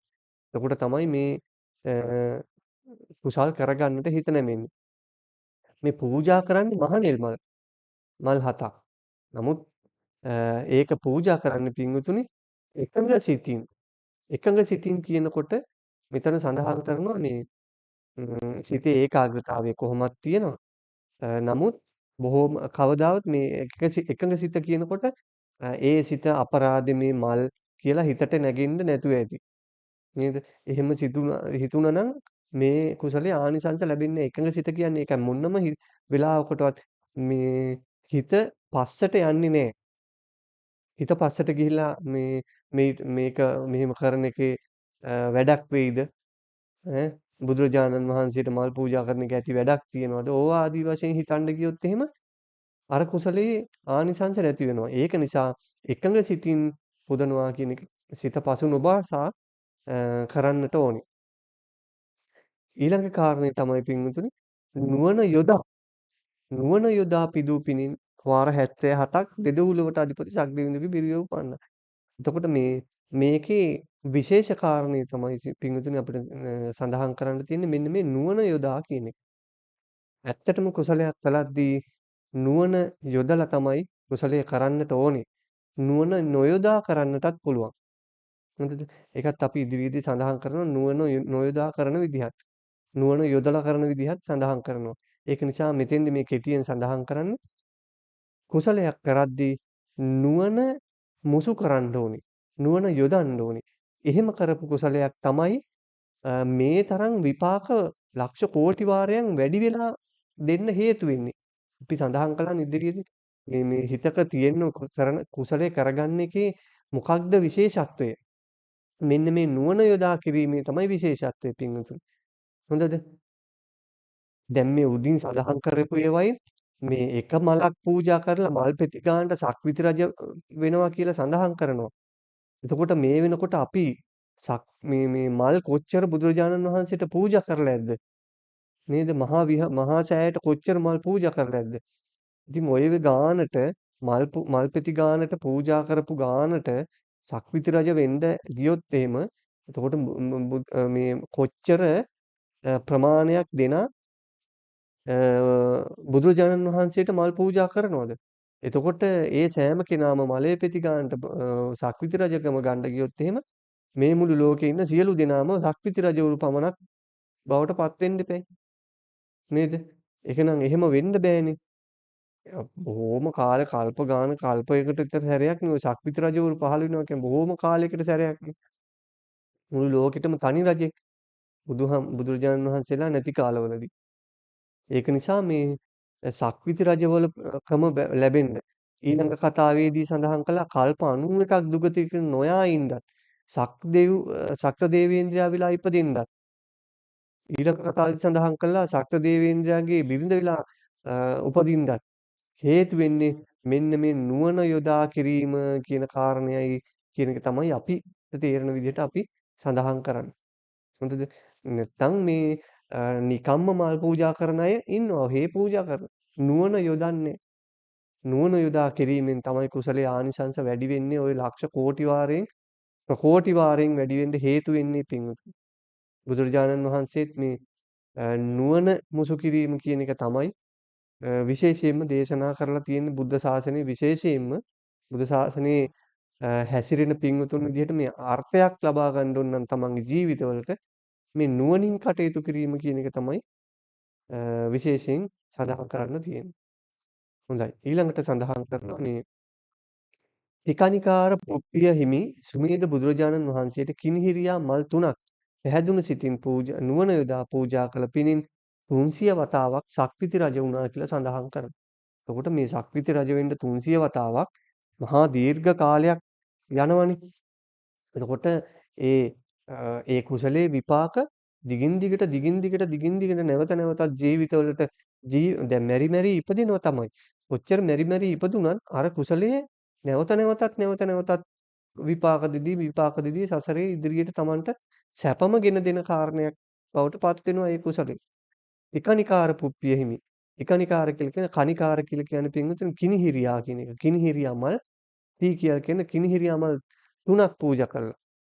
ඒක තමයි මේ තිකණිකාර කියලා නම වැටිලා තියෙන්නේ. කිනිහිරියා මල් මේ පින්වතුන් දන්නවා ඇති අර රතු පාටට ලස්සනට පිපෙන මල මුළු ගහම වහගෙන ලොකුවට මුළු ගහම වැහෙන්න මල් පිපෙනවා. මල් පිපෙන කාරෙල සාමාන්‍ය සුවඳකුත් තියෙනවා ඒකේ. රතු පාට මලක්. ඒ මල් 3ක් පැහැදුණු සිතින් නුවණ යොදා බලන්න මෙතනත් මේ පැහැදුණු සිතින් අන්නේ පැහැදුණු සිත කියන එකයි මේ නුවණ යොදා කියන එකයි විශේෂයෙන්ම මෙතන විශේෂයෙන් සඳහන් කරලා තියෙනවා. එතකොට මේ පැහැදුණු සිතයි නුවණ යොදා කිරීමයි නොපසුබට උත්සාහයෙන් කිරීම ආදී වශයෙන් ඒ කාරණා ටිකක් මුසු වෙන්න ඕනේ මේ කුසලයට. එතකොට තමයි මෙන්න මේ තරම් මහා මේ කුසලයක් ලැබෙන්න හේතු වෙන්නේ. 300 වතාවක් සක්විති රජ වෙනවා කියන්නේ. දිගින් දිගටම ලැබිලා තියෙන කුසලය. ඒ වගේම 500 වතාවක් සක්දෙව් තනතුරට ලැබුණා. බලන්න. ඒක නිසා මේ මලක් පූජා කිරීම කොහොමද මෙච්චර මේ කිනිහිරියා මලක් පූජා දැන් එතකොට මේ පින්වතුන් හිතන්න පුළුවන් මේ එහෙනම් කිනිහිරියා මල් පූජා කරපුවාම මේ සක්දෙව් වෙන්න පුළුවන් එහෙම නැත්නම් සක්විති රජ වෙන්න පුළුවන් කියලා හිතාගෙන ඊළඟ දවසේ කිනිහිරියා මල් පූජා කරන්න පටන් ගනී දිගට හරහට. ඒක නෙමෙයි මෙතන විශේෂ වෙන කාරණේ. කිනිහිරියා මලක් නෙමෙයි දැන් උඩින් සඳහන් කළේ මේ පදුම ඒ කියන්නේ නෙළුම් මලක්නේ. එතකොට මේ නෙළුම් මලක් පූජා කළාත් එයාත් සක්විති රජ වෙලා ඉපදුනා. නෙළුම් මලක් ඉපදුනා. නේ මෙතෙන්දිත් නෙළුම් මලක් වුණා සක්විති රජ වුණා. මෙතෙන්දි කණිකාර මලක් පූජා කළා කිනිහිරියා මලක් වෙලා එයාත් සක්විති රජ වුණා. එකවරක් 300 වතාවක්. හොඳද? සක්දෙවි රජ වුණා 500 වතාවක්. ඒ මලේ නෙමෙයි මේ හේතුව තියෙන්නේ. පදුම මලක් වුණත් කිනිහිරියා මලක් වුණත් දැන් හෙට ඉඳන් නෙළුම් මල් සහ කිනිහිරියා මල් පූජා කරන්න ගනි පිරිස. ඒක නෙමෙයි විශේෂත්වය. මෙන්න මේ නුවණ යොදා පැහැදුණු සිතින් කියන කාරණා තමයි මුසු වෙන්න ඕනේ පින්වතුනි. පූජා කරන භාණ්ඩය නෙමෙයි පූජා කරන භාණ්ඩයට අනුරූපීව ලැබෙනවා. ඒක හරි. වතුර පූජා කළොත් වතුර ලැබෙනවා. ආහාර පූජා කළොත් ආහාර ලැබෙනවා. ඇඳුම් පූජා කළොත් ඇඳුම් ලැබෙනවා. ඒක හරි. දැන් මල් පූජා කළොත් මල් ලැබෙන්න එපා. දැන් එහෙම වෙන්න එපා එහෙනම්. ඒක නිසා මේ මල් පූජා කළොත් මල් ලැබෙන්නේ නැහැ. ඒ පූජා කරන දෙයට අනුරූපීව කියන හරියටම ඒකම නෙමෙයි ඊට අනුරූපව. ඒකට ළඟින් යන දෙයක් ලැබෙන්න පුළුවන්. ඒක නිසා මේ පැහැදුණු සිතින් සහ නුවණ යොදා පූජාවන් සිද්ධ කිරීමෙන් සහ සිල් රැකීම ආදියෙන් තමයි මේ කුසලය ලක්ෂ කෝටි වාරයක් අ, ලක්ෂ කෝටි වාරයකින් ගුණ වෙලා ලැබෙන්න හේතු වෙන්නේ. ඒ වගේම මේ පහත සඳහන් වෙන අ, විපාකත් ලැබුණා කියලා අමතර විපාක වශයෙන්. මහත් භෝග සම්පත් ඇත්තෙක් බවට පත් වුණා. පහත් කුලවල නොඉපිද උසස් කුලවලම ඉපදුණා. කැමැති කැමැති යාන වාහන ලැබුණා. බොහෝ රූමත් ස්ත්‍රීන් හා දැසිදාස ආදීන් ලැබුණා. බොහෝ අගනා වස්ත්‍රාභරණයන්ට ලාභී වුණා. සෑම කල්හිම අන් අයගේ ගෞරවයට පාත්‍ර වුණා. උසස් කීර්තියක් ඇත්තෙක් බවට පත් වුණා. සෑම කල්හිම බොහෝ පිරිවර ජනයා ඇත්තෙක් බවට පත් වුණා. තම පිරිස කිසිවෙකුට බේද කළ නොහැකි වුණා. ඥාතීන් අතර උසස් ශ්‍රේෂ්ඨයෙක් වුණා. සීත උෂ්ණ වලින් පීඩාවක් නොවුණා. කායික හා මානසික දාහ නැති උතුමෙක් බවට පත් වුණා. බලන්න දැන් මේ අපිටත් පින්වතුනි මේ ජීවිතේදී කරන දේවල් වලින් අපි බලාපොරොත්තු වෙන්නේ මේවා නේද? රස්සාවල් කරලා නේද? බොහෝම ජීවිතේ මහන්සි වෙලා රස්සාවල් කරලා හරි හම්බ කරලා බලාපොරොත්තු වෙන්නෙත් මේ කියන දේවල්නේ. වතු භෝග සම්පත් ඇති කර ගැනීමට අපි මොකද කරන්නේ? මහත් භෝග සම්පත් ඇති කර ගැනීමට පුළුවන් තරම් මහන්සි වෙලා රස්සාවල් කරනවා වැඩ කරනවා. නමුත් අපි කර්මය විශ්වාස කරන්නේ දාන දුන්නහම ලැබෙනවා කියන එක. හොඳද? පහත් කුලවල උපදින සාමාන්‍ය පිරිස් ඉන්නවා. ඒ කට්ටියට ජීවිතේ නොයෙක් චිත්ත පීඩාවලට ලක් වෙනවා. යාන වාහන නැහැයි කියලා අඬනවා බොහෝ අය. යාන වාහන ගන්න ගොඩාක් උත්සාහ කරනවා. නේද? අ සමහර අය ණයට ලබාගෙන ඒ ලීසින් වාරික ක්‍රමවල ගොඩාක් මහන්සි වෙලා නොයෙක් ක්‍රමවලට වාහන ගන්න උත්සාහ කරනවා. එහෙම උත්සාහ කරනවා හිතන්නේ නැහැ දන් දුන්නොත් ලැබෙනවා කියන එක. යාන වාහන ප්‍රවාහන පහසුකම් දන් දුන්නොත් අඩු ගානේ මේ ජීවිතයේදී නැත්නම් ඉදිරි ජීවිතයකදී හරි යාන වාහන ඇතුව උපදින්න ලැබෙනවා කියන එක හිතන්නේ. කොහොම හරි ගොඩ ගහ ගන්න තමයි බලන්නේ දන් දෙන්නේ නැහැ. ගොඩ ගහගත්තොත් ඒ ගොඩ ගැනීම නිසා මේ ජීවිතයේදී ලැබෙන්නෙත් නැහැ. මතු පරලෝකදී ලැබෙන්නෙත් නැහැ. නමුත් ලැබෙන විදිහට දන් දුන්නොත් මේ ජීවිතයේදීත් ලැබෙනවා පරලෝකදීත් ලැබෙනවා. බොහෝ රූමත් ස්ත්‍රීන් හා දැසිදාස ආදීන් ලැබෙනවා. හොඳද? බොහෝ අගනා වස්ත්‍රාභරණයන්ට ලාභී වෙනවා. එතකොට මේ වස්ත්‍රාභරණ ගන්න මොනතරම් මහන්සි වෙනවද? පඩි එකතු කරගෙන නැත්නම් තමන්ගේ ව්‍යාපාර දියුණු කරගෙන ඒකෙන් ලැබෙන ලාභය හංගගෙන තියාගෙන බොහොම දුක්ඛිත විදිහට තමයි මේ වස්ත්‍රාභරණ ගන්නෙ. හිතන්නේ නැහැ දානයක් දුන්නොත් මේවා ලැබෙනවා කියලා. නිකන් ලැබෙනවා කියලා. නිකන් ලැබෙනවා. ඒ දානේ ආනිසංස විදිහට. එහෙම විශ්වාස කරන්නේ නැති එක. එහෙම විශ්වාස නොකර ඉන්නකොට කවදාවත් ලැබෙන්නේ නැහැ. සෑම කල්හි අන් අයගේ ගෞරවයට පාත්‍ර වෙනවා. අන් අයගේ ගෞරවයට පාත්‍ර වෙන්න බොහෝ අය ජීවිතේ උත්සාහ කරනවා. නේද? ඉගෙන ගන්නවා, ලොකු රස්සාවල් කරනවා. ඒ උත්සාහ කරන්නේ තමන්ගේ අනිත් අයගේ ගෞරවයට පාත්‍ර වෙන්න. නොයෙක් කටයුතු වලට ඉදිරියට ඇවිල්ලා කරන්නේ ඒක. නමුත් හිතන්නේ මේ දාන ආදී අනිත් පිරිවර සම්පatti එකතු කරගෙන ඥාන සම්ප්‍රයුක්තව දානයක් දුන්නාම අන් අයගේ ගෞරවයට පාත්‍ර වෙනවා කියලා හිතන්නේ. ඒක නිසා දානයක් දෙන්න ඕනේ. එතකොට මෙන්න මේ සහ උසස් කීර්තියක් ඇත්තෙක් වෙනවා කියලා. ඒ කීර්තිය සහ ගෞරවය කියන දෙක ලැබෙනවා. සෑම කල්හි බොහෝ පිරිවර ජනයා ඇත්තෙක් බවට පත් වෙනවා. පරිවාර සම්පත්තියක් ලැබෙනවා. අනිත් අය එකතු කරගෙන දාන ආදී කරනකොට සීල ආදිය කරනකොට. තම පිරිස කිසිවෙකුට බේද කළ නොහැකි වෙනවා. ඥාතීන් අතර උසස් උතුම් ශ්‍රේෂ්ඨයෙක් බවට පත් වෙනවා. ඒක මේ තමන් මොනවත් කරන්න දෙයක් නෙවෙයි තමන්ගේ ස්වභාවයෙන්ම තමන් අනිත් අය අතර පිළිගන්න පුද්ගලයෙක් බවට පත් වෙනවා නිකම්ම. සීත උෂ්ණ වලින් පීඩාවක් වෙන්නේ නැහැ. කායික හා මානසික දාහ නැති උතුමෙක් බවට පත් වෙනවා. අවසානයේ නිවන් සුව අවබෝධයටද මේ උතුම් පින වෙනවා කියලා සඳහන් කරනවා. දැන් බලන්න දැන් අපිත් ජීවිතයේදී ගොඩක් උත්සාහ කරන්නේ මේ දේවල් කරගන්න. නමුත් අපි කරන්න ඕනේ බෞද්ධ සද්ධාවන්ත ඥාන සම්පයුක්ත බෞද්ධ පින්වතුන් වශයෙන් දාන ආදී කුසල ධර්මවල පුළුවන් තරම් නියැලෙන එක. එතකොට පින්වතුනි අපිට මේ දේවල් ස්වභාවයෙන්ම ලැබෙනවා. ඉතින් ලැබෙනවා කිව්වහම ඒක විශ්වාස කරන්නේ එහෙම කොහොමද ලැබෙන්නේ කියලා පුළුවන් තරම් මේ ලෝකේ මිනිස්සු උත්සාහ කරන්නේ තමන්ගේ ගුණ වැඩි කරගෙන තමන්ගේ පාර්ශවයට එකතු කරලා ගොඩ ගහගෙන රැස් කරගෙන තියාගෙන භුක්ති විඳින්න විතරයි උත්සාහ කරන්නේ. ඒ ගොඩ වැඩි වෙන්නේ දන් දුන්නාම කියන එක පොඩ්ඩක්වත් හිතන්නේ නැහැ. හොඳයි. මේ තියෙන පින්වතුනි මේ ත්‍රිපිටකයේ සඳහන් වන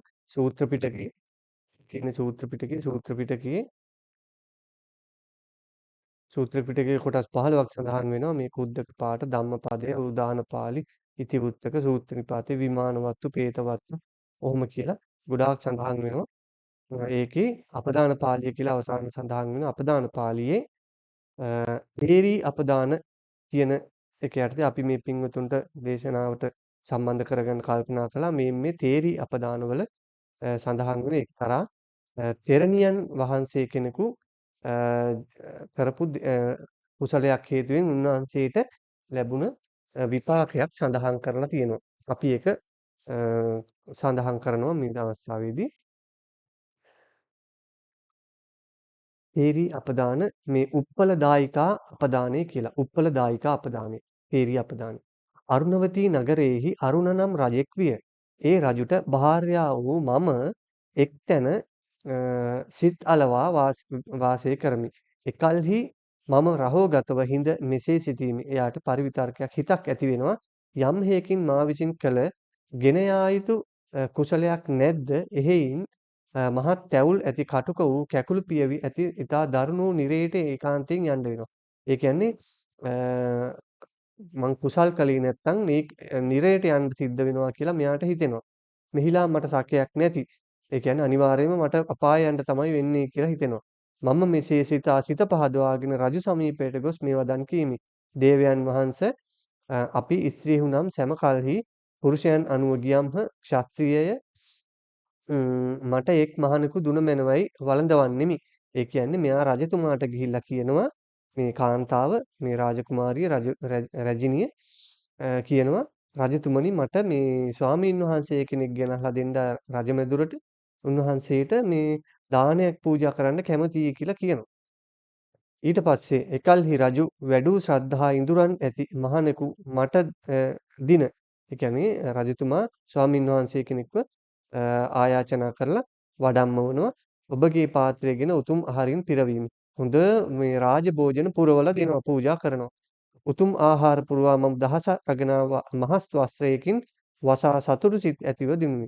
එතකොට මේ ආහාර දානයත් එක්ක ඔය දාණය දෙන්නේ වහලා දෙන්නේ අගනා වස්ත්‍රයකින් දහසක් වටිනා අගනා වස්ත්‍රයක්. හොඳ වටිනා වස්ත්‍රයක් පූජා කරනවා.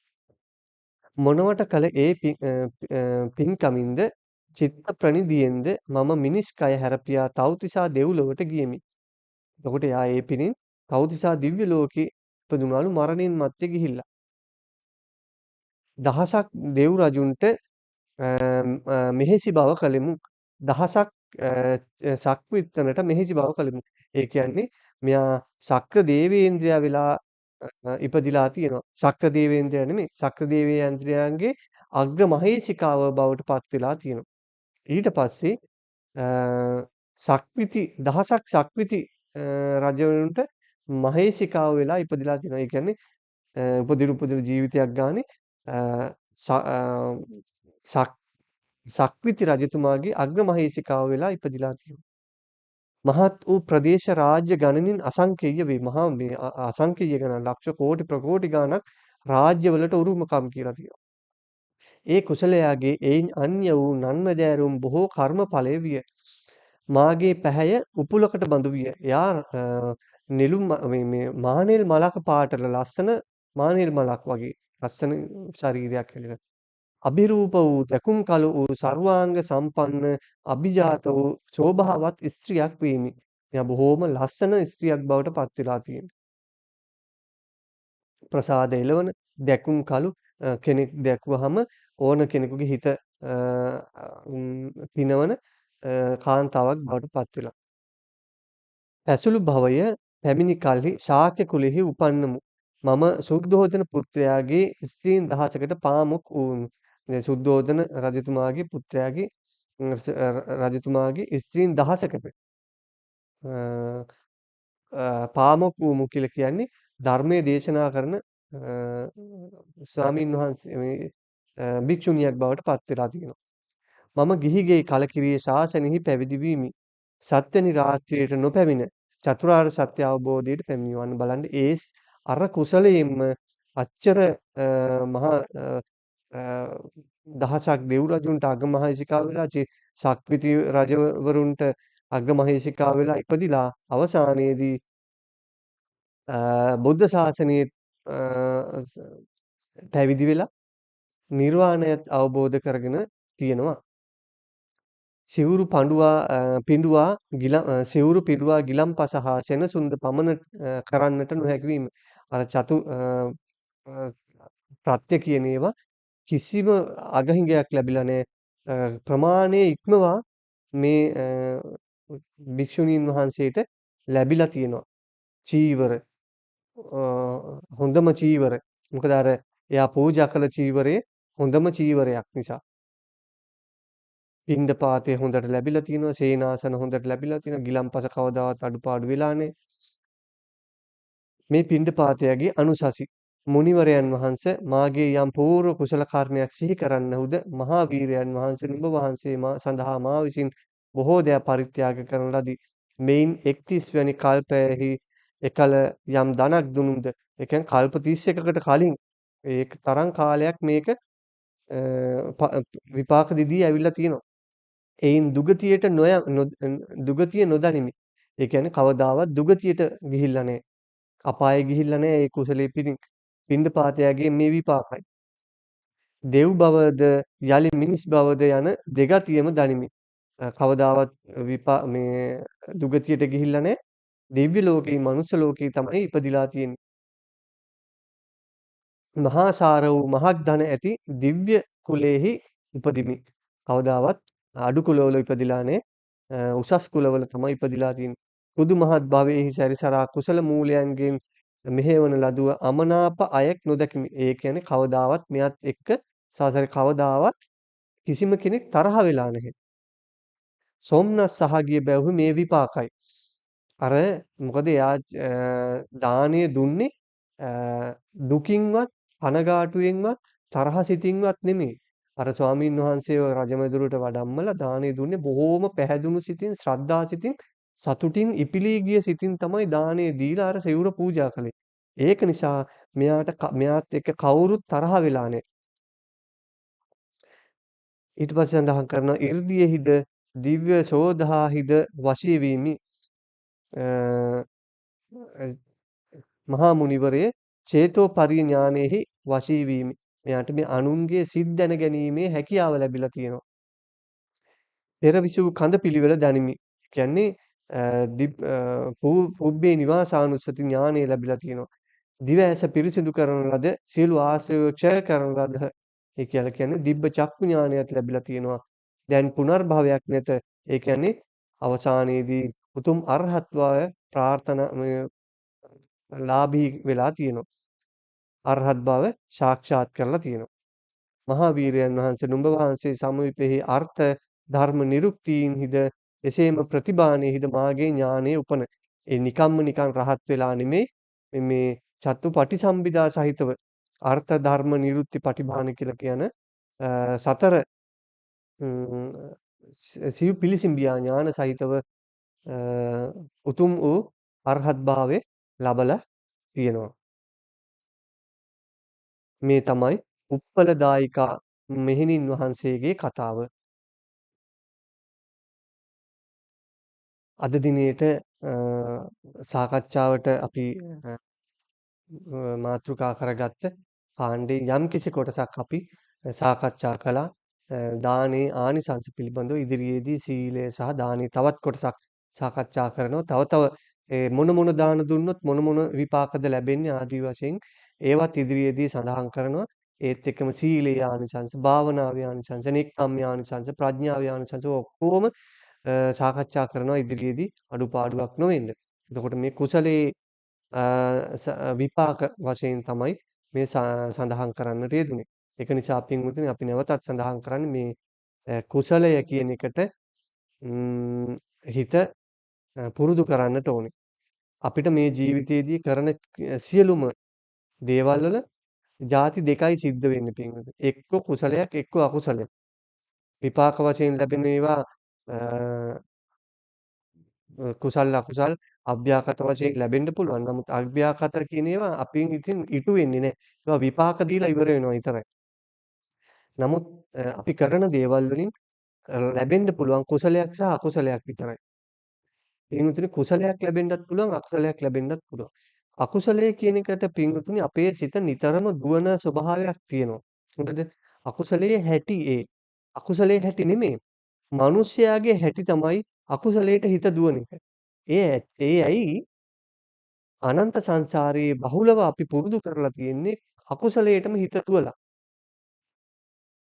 දැන් බලන්න අපි නිකන් ඉන්නකොට අපි හිතනකොට අපේ හිතට නිතරම එන අදහස් දිහා පොඩ්ඩක් හිතලා බලන්නකෝ. එන්නේ අපි යාන වාහන ගන්නෙ කොහොමද? ඇඳුම් පැළඳුම් මිලදී ගන්නෙ කොහොමද? ගේ දොර හදාගන්නේ කොහොමද? ඉඩම වැඩි කරගන්නේ කොහොමද? තට්ටු දෙකට ගේ හදාගන්නේ කොහොමද? බයිසිකලෙ විකුණලා කාර් එකක් ගන්නෙ කොහොමද? එතකොට අනිත් අයට පාටියක් දෙන්නේ කොහොමද? ගමන් බිමන් රට පිට රටවල් වල යන්නේ කොහොමද? ආදී වශයෙන් ඕවා තමයි හැමතිස්සෙම හිතට එන්නේ නේද? ඕවා ඔක්කොම පින්විතුනි අකුසල්. එතකොට අල්ලපු ගෙදර ඉඩම අයිති කරගන්නේ කොහොමද? අරයාගේ අහවල් ධනෙ තියෙනවා ඒකෙන් කොටසක් අපේ ගොඩට එකතු කරගන්නේ කොහොමද? අරයාගේ ධනෙ තියෙනවා වස්තුව ඒක ලබා ගන්නේ කොහොමද? කපටිකමක් කරලා ගන්නෙ කොහොමද? ඕවා තමයි හිතට හැමතිස්සෙම එන්නේ. එහෙම නැත්නම් අටුම ගානේ ඊළඟට කන්නේ කොහොමද? රැට උයන්නේ මොනවද? ඕවමනේ ඔලුවට එන්නේ. නේද? රස්සාවේ ඉදිරියට යන්නේ කොහොමද? ඊළඟ අපි තමන්ගේ ව්‍යාපාරය දියුණු කරගන්නේ කොහොමද? ඕවාම හිතට එන්නේ. ඕවා ඔක්කොම පින්වතුනි අකුසල්නේ. ඒක නිසා අකුසලයටම හිත දුවනවා කියලා අපි සඳහන් කළේ ඒකයි. එහෙම නැත්නම් තරහකාරයෙක් ඉන්නවනම් එයාට ගහන්නේ කොහොමද? රිදවන්නේ කොහොමද? හිත රිදවන්නේ කොහොමද? එයාට පාඩුවක් කරන්නේ කොහොමද? නේද? ඕවම තමයි හිතට එන්නේ. ඕක ඔක්කොම අපි නිකන් හිටියත් ඕවා හිතට එනවා. කරනකොට කතා කරන්නම දෙයක් නෑ. කටයුතු කරනකොට කතා කරන්නම දෙයක් නෑ. අපි හිතුවොත් නිකන් කල්පනා කරනකොට ඕවමයි හිතට එන්නේ. ඒක නිසා පින්වතුනි අකුසලයේ කියන එකට සිත ස්වභාවයෙන්ම දුවන ගතිය තියෙනවා. හොඳද? නිකම්ම මොකොත් නැතුව අපි සිහිය පිහිටවන්නේ නැතුව නිකන් ওই වැඩක් කර කර ඉන්නවා කියමුකෝ අපි මොකක් හරි එදිනදා රස්සාවල් කටයුතු කරනකොට ගමන බිමනක් වටපිට බල බල යනකොට එහෙම නැත්නම් ගෙදර උයනකොට කනකොට මොනකොට ටීවී එක දිහා බලන් ඉන්නකොට හිතට මොනවද එන්නේ කියලා පොඩ්ඩක් කල්පනා කරලා බලන්න. ඒ එන්නෙම පින්තුනි එක්ක නිකන් ඉන්නවනම් මේ සින්දුවක් හරි කටින් හිතින් මුමුණ ඉන්නවා. එතකොට අර ස්වභාවයෙන් හිතට එන්නේ සින්දුව. ඒක කුසලයක්ද? නෑ. අකුසලයක්. ඒකයි අපි සඳහන් කළේ මේ ස්වභාවයෙන්ම හිතට එන්නෙම අකුසල්. මොකද අකුසලයේ කියන එකට හිත නිතරම දුවනවා. ඒක සසරේ අකුසල්ම පුරුදු කරපු ගතිය ඒ. වැඩිපුර පුරුදු කරලා තියෙන්නේ ඒක. කුසලයේ කියන එක එහෙම නෙමෙයි පින්වතුනි. කුසලයේ කියන එකට හිත බලෙන් නංවන්නට ඕනේ. හිත බලෙන් ආරෝපණය කරන්නට ඕනේ. ස්වභාවයෙන් කියන එකෙන් එහෙම ස්වභාවයෙන් කුසල් හිතට එන්නේ නැහැ. හිත බලෙන් ගෙනියන්න ඕනේ. හිත බලෙන් කුසලයට නග්වන්නට ඕනේ. නමන්නට ඕනේ. හොඳද? ඒක කුසලයේ ඒක හේතුව තමයි අපි අනන්ත සංසාරේ කුසලයට හිත නංවලා නැති නිසා. ඒක නිසා අපිට සිද්ධ වෙනවා පින්වතුනි කුසලයේ කියන එකට බලෙන් හිත ගෙනියන්න. හිතට කුසලය කාවද්දන්න. හොඳද? ඒ නිසා නැවත නැවතත් නැවත නැවතත් නැවත නැවතත් පුළුවන් තරම් කුසල් මානසිකාරයකම ඉන්න උත්සාහ කරන්නට ඕනි. හොඳද? ඔය කුසලයේ පිළිබඳව තව තව කාරණා තියෙනවා අපි ඉදිරියේදී සඳහන් කරන තව කුසලයේ පිළිබඳව ගොඩක් කාරණා තියෙනවා ඉදිරියේ සඳහන් කරන්න. ඒක අපි ධර්මානුකූලව ඉදිරියේදී සඳහන් කරනවා ධර්මයේ කොහොමද මේක සඳහන් වෙන්නේ කියලා. ම්ම් අදට මේ සූත්‍රය ඇසුරින් සඳහන් කළේ දැන් අපිට වෙලාවත් කාල වේලාවත් ඉක්ම ගිහිල්ලා නිසා අපි මෙතනින් මේක නවත්තනවා. අදට નિયમિત දේශනාව මෙතනින් අවසන් කරනවා. අපි මේ පින්වතුන්ට දැන් මේ සඳහන් කරපු කාරණා තේරෙන්නට ඇති කියලා විශ්වාස කරනවා. ඒ තේරුණා නම් සරලව සඳහන් කළේ බොහොම සරලව. දානයක් දෙනකොට සීලයක් රකින්නකොට කොහොමද කරන්න ඕනේ කියලා තමයි හරියට සඳහන් කළේ. හොඳද? පස්සට වෙලා මුළු ගැහිලා පැත්තකට වෙලා දන් දෙන වෙලාවට බලන් ඉන්න එපා. ගොඩාක් අය කරන දෙයක් ඕක. හොඳද? ඒක නිසා එහෙම මුළු ගැන්වෙන්න එපා. කුසලයේ කියන එකට පුළුවන් තරම් හිත පුළුවන් තරම් අපි අප්‍රමාදී වෙලා අම්මැලි නොවි කුසලය කරගන්නට කවුරුත් උත්සාහ කරන්නට ඕනේ. මේ ලබාගත් දැනුමින් ඉදිරියේදීත් අපි තවත් කරුණු සඳහන් කරනවා. එතකොට මේ තේරුම් නැත්තම් ගැටලු තියෙනවා නම් අහන්න පුළුවන්. අපි ඒකට විනාඩි 5ක් විතර කාලයක් දෙනවා. ගැටලු තියෙනවා නම් ඕනම ගැටලුවක් අහන්න පුළුවන්. අපිට හැකි අයුරින් අපි පිළිතුරු ලබා දෙන්න සූදානම්. ඔව්, තෙරුවන් සරණයි. සකසා මල් පූජා කිරීමේ විපාකය වැඩි මොකද ඉතින් මම දැන් දෙකක් ඉදිරිපත් කරනවා ස්වාමීන් වහන්සේ ඒ දෙකෙන් සකසා මල් පූජා කිරීමේ විපාක වැඩි මොකේද කියලා අපිට දැනගන්න පුළුවන්ද? පළවෙනි එක තමයි ඊටාම ශ්‍රද්ධාවෙන් කෙනෙක් කලින් මල් අරගෙන ලස්සනට මල් වට්ටිය සකස් කරලා සිට පූජා කරනවා. අනිත් එක තමයි සම්මාගේ අතින් පිටවලා පොර දාලා වර්ණවත් ආකාරයට ඒක විදිහට මල් වට්ටි සකස් කරලා ශ්‍රද්ධාවෙන් භාග්‍යවතුන් වහන්සේට මල් පූජා කරනවා. තමා විසින් මේ ලස්සනට සකස් කරපු මල් වට්ටිය තව කෙනෙකුට භාග්‍යවතුන් වහන්සේ උදෙසා පූජා කරන්න පිළිගන්නවා. ඔන්නයි කියන අවස්ථා තුනෙන් සකසා මල් පූජා කිරීමේ විපාක වැඩි කොයි අවස්ථාවෙන්ද සහ ඒකේ ආනිසංස මොනවද කියන එකෙන් ගන්න හොඳයි. ඕකේ කාරණා තුනෙන්ම විපාකේ ලැබෙනවා. ඉස්සෙල්ලාම සඳහන් කරන්න ඕනේ කාරණා තුනෙන්ම විපාකේ ලැබෙනවා. මොකද පූජාවක් නිසා.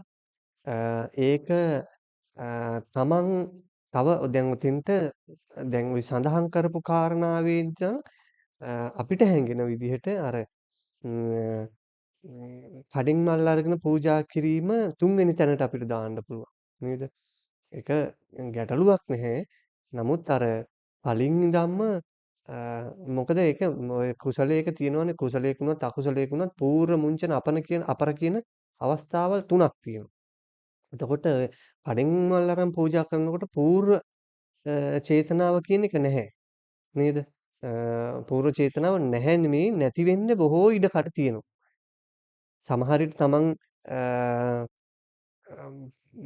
මාසෙම රස්සාව කරලා හම්බෙන පඩියෙන් කඩින් මල් අරන් ස්වාමීන් වහන්සේට පූජා කරන බුදුරජාණන් වහන්සේට පූජා කරනවා කියලා හිතාගෙන මාසෙම වැඩට ගියොත් එයාට පූර්ව අවස්ථාව තියෙනවා.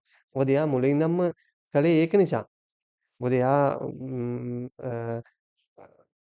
රස්සාවට ගියේම මල් අරන් බුදුරජාණන් වහන්සේට පූජා කරන්න කියලා හිතාගෙන. එහෙම නැතුව නිකම්ම යන ගමන් කඩින් මල් අරන් පූජා කළොත් මුංචන සහ අපර කියන අවස්ථාව දෙක විතර මුංචන අවස්ථාව තමයි තියෙන්නේ. අපර එක තමන් හිත යොදලා කරගත්තොත් තමයි. එතකොට ඒක අපිට ඔය සඳහන් කරපු හැටියට පේන්නේ නම් ඒක තුන්වෙනි තැනට දාන්න පුළුවන්. එතකොට අර තමන්ම මල් ගහක් හිටවලා මල් හදලා මල් පාත්තියක්ම හදලා ඒකෙන් මල් අරගෙන එතකොට ඒකේ පූර්ව අවස්ථාව බොහොම උත්කෘෂ්ටයි. මල් හිටවන්නෙම මල් පැල ගේන්නෙම බුදුරජාණන් වහන්සේට මල් පූජා කරන්න හිතාගෙන. එතකොට ඒක රැක බලා ගන්නවා සත්තුන්ගෙන් පලිබෝධ වලින් දුරු කර ගන්නවා හැමදාම වතුර දානවා මල් වැටවල් ගහනවා බොහොම පරිස්සම් කරනවා ඒක. ඔය සෑම තැනකදීම සෑම දවසකම සෑම විනාඩියකම අර පූර්ව අවස්ථාව කියන එක වෙනවා. ඒත් එක්කම මුංජන අවස්ථාවත් වෙනවා. ඒ කටයුතු කරනකොට. නමුත් අර පූජාව කරන අවස්ථාවේදී තමයි විශේෂයෙන්ම මුංජන අවස්ථාව වෙන්නේ. පූර්ව කුසලයේ විදිහට බොහොම උත්කෘෂ්ටව පූර්ව අවස්ථාව සම්පාදනය වෙනවා.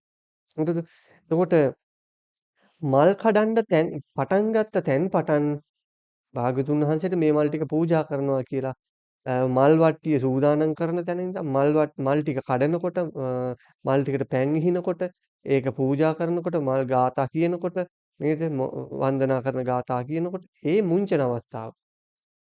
ඒක ඉවරලා අපර අවස්ථාව කියන්නේ ඒ ඔක්කොම කටයුතු ඉවරලා ඕක මෙනෙහි කර කර නැවතත් අර මල් වට්ටිය අයින් කරලා සුද්ධ කරනවා. ඒක මල් ටික සුදුසු තැනකින් තියනවා. භාග්‍යතුන් වහන්සේට නැවතත් ඒක පින් ඒ භාග්‍යතුන් වහන්සේට ස්තුති ප්‍රකාශ කරනවා. ඒ වගේම ඒ කුසලය දෙවියන්ට අනුමෝදන් කරනවා. තමන්ගේ ඥාතීන්ට අනුමෝදන් කරනවා. ඒක පාරමිතාවක් වේවා කියලා ප්‍රාර්ථනා කරනවා. අන්න අපර අවස්ථාව. නැවත නැවතත් මෙනෙහි කරනකොට. හොඳද? ඒක අපිට දෙවෙනි තැන තියන්න පුළුවන්. එතකොට අර ඕකටම එකතු කරලා තව කෙනෙක්ව සම්බන්ධ කර ගැනීම පළවෙනි තැන තියන්න පුළුවන් කියන තමයි අපිට හිතෙන්නේ. මොකද ඒකෙනුත් දැන් පළවෙනි දෙවෙනි අවස්ථා දෙකේදීම Taman තනියෙන් තමයි කුසලයේ කරගත්තේ. තුන්වෙනි අවස්ථාවේදී උත්කෘෂ්ඨව කුසලයක් කරගෙන මල් පාත්ති හදලා හොඳට සාත්තු කරලා මලුත් අරගෙන දෙවනි පාර්ශවයක් එකතුත් කරගත්තා. එතකොට ඒකේ කුසලය අර සියල්ලටම වැඩිය හොඳට ආනිසංස ලැබෙනවා. ඔය ඒ වගේම පින්විතුනි දැන් සඳහන් කර විදිහට ඕකට හොඳට ප්‍රඥාවත් මුසු කරලා කරනවා නම් තවත් උත්කෘෂ්ටයි කියන ඒක පළවෙනි තැනට තාන් තියන්න පුළුවන් ඒක තමයි කියලා තමයි අපිට හිතෙන්නේ. කුසලයේ කර ගැනීම මේ ප්‍රඥා සම්පයුක්ත කරගන්නවා නම් හොඳද? ප්‍රඥාව මුසු කරනවා නම් ඊට වඩා කුසලය වැඩි වෙන්න පුළුවන්. ඒ ප්‍රඥාවේ හේතුවෙන් තමයි දැන් ওই විදිහට නිකම්ම කුසලය කරගත්තොත් මේ ජීවිතේදී යම් යම් කොටසක් ලැබෙන්න පුළුවන් ඊළඟ ජීවිතේදී රජ වෙන්න පුළුවන් ඔය ලැබෙන්න පුළුවන්. නමුත් ප්‍රඥාව මුසු කළොත් ආත්ම ගණනාවක් සක්විති රජ ඒ වගේ තැන් වලට යන්න නම් ලේසියෙන් බෑ. හොඳද? අර ප්‍රඥාව මුසු කිරීම කියන කාරණේ ලැබෙන්න ඕනේ කියන එක තමයි අපි සඳහන් කරන්නේ. අපි අර කලිනුත් සඳහන් කරන්නේ ඉදිරියේදී සඳහන් කරන්නම් කියලා. කොහොමද මේ කුසලයේ කරගන්න ඕනේ කියලා. කොහොමද කියන කාරණේ කොහොමද කුසලයේ කරගන්නේ කියන කාරණේ සලකනකොට තේරෙන විදිහට නම් ප්‍රඥාව මුසු කරන්න ඕනේ. ඒ කොහොමද ප්‍රඥාව මුසු කරන්නේ? මේක මේ කුසලය මොන කුසලයක්ද? හොඳද? කුසලයේ නොයෙක් ප්‍රභේද තියෙනවානේ. ප්‍රඥා සම්පයුක්ත කුසලයක්ද විප්‍රයුක්ත කුසලයක්ද? මේක සෝමනස්ස සහගතවද මම කරන්නේ උපේක්ඛා සහගතවද කරන්නේ? ඥාන සම්පයුක්තවද විප්‍රයුක්තද? අසංකාරිකවද සසංකාරිකද? ඕවා කල්පනා කරන්න පුළුවන්. එතකොට මේකෙන් ඇති වෙන්නේ මොකද? මේ මල්නේ පූජා කරන්නේ. දැන් මල් ටික කඩනකොට ගහට මොකද වෙන්නේ? එතකොට මේ ගහත් අනිත්‍ය ස්වභාවයට ගියා නේද? මෙච්චර මේ ලස්සනට මල් පිපිලා තිබුණ ගස් ටික මල් ටික කැඩුවට පස්සේ ගස් ටික මොකද්ද මේ ගස් වලට උනේ? මල් ටික නැතුව ගස් ටික දිහා බලලා කල්පනා කරනවා මොකද්ද මේ උනේ? අන්න අනිත්‍යයට ගියා. දැන් අනිත්‍යයි මල් ටික නැතුව මේක නිකන් මොකක්වත් නෑ වගේ. නිකන් එළවලු පාත්තියක් වගේ පේන්නේ නිකන්. ඔන්න දුකයි. අර ලස්සනට මල් තිබිච්ච මල් පාත්තිය නෙමෙයි දැන් ඕක දකිනකොට දුකයි. අන්න. අනේ ඉතින් මේක මල් ටික කැඩුවත් පර වෙලා යනවා නොකැඩුවත් පර වෙලා මේ ගස් ටික විනාශ වෙලා යනවා.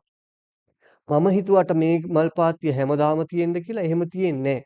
ඒක නිසා අනාත්මයි. අන්න එහෙම හිතා නේද?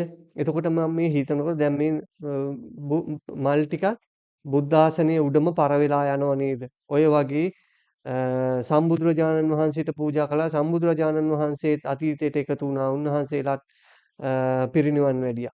මල් ටිකත් පර වෙලා ගියා. ඔක්කොම නැති වෙලා යනවා. මමත් කවදා හරි මේ මල පර වුණා වගේ මමත් නැති වෙලා යනවා. අන්න අනිත්‍ය දුක්ඛ විදිහට හිතා සංසාරයේ පිළිබඳව තේරුම් අරගෙන කරනවා නම් පින්වතුනි අන්න ඥානයේ සම්ප්‍රයුක්ත කලා බවට පත් වෙනවා.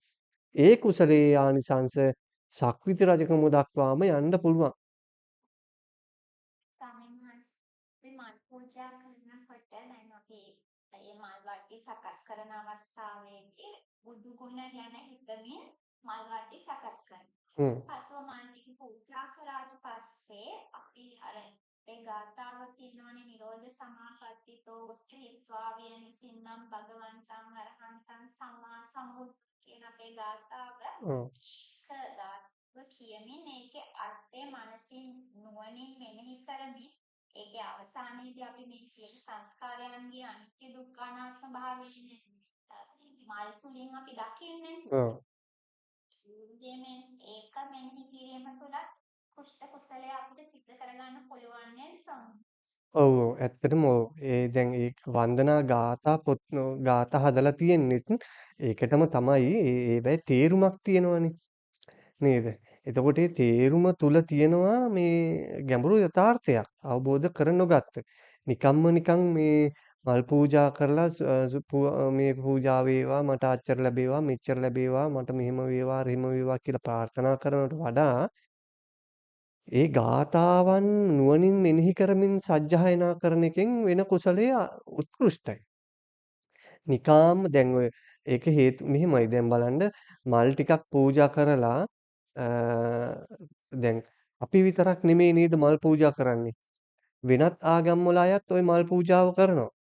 ඒ අයගේ ශාස්තෘවරුන්ට මල් පූජා කරනවා. එතකොට ඒ අයට ලැබෙන කුසලයක් ඒකත් ලැබෙනවා. එහෙම නැත්නම් බුද්ධ ශාසනයේ විශේෂත්වයක් නැහැනේ නේද? බුද්ධ ශාසනයේ විශේෂත්වයක් තියෙන්න එපා මේ කරන පින්කම් වල. ඒක නිසා අපිට සඳහන් කරන්න වෙන්නේ මේ බුද්ධ ශාසනයේ විශේෂත්වය තමයි මේ කරන කටයුතු නුවණ යොදා කරනවා කියන එක.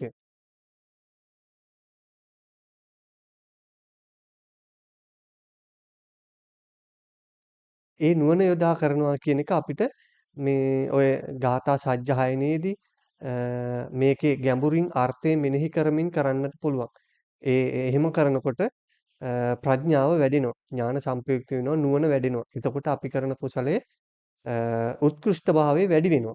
ඒකෙන් ලැබෙන විපාකයක් සිය දහස් ගුණෙන් ලක්ෂ කෝටි වාරයෙන් වැඩි වෙලා ලැබෙනවා කියන එක තමයි සඳහන් කරන්න පුළුවන්. ඒ කාරණේ සඳහන් කරපු කාරණේ නිවැරදි. ස්වාමීන් වහන්සේ අප්‍රමාණ තේජීන් සඳහා එක ගැටලුවක් තියෙනවා සම්ප්‍රදායික එක ප්‍රායෝගිකව අත්දැකපු ගැටලුවක්.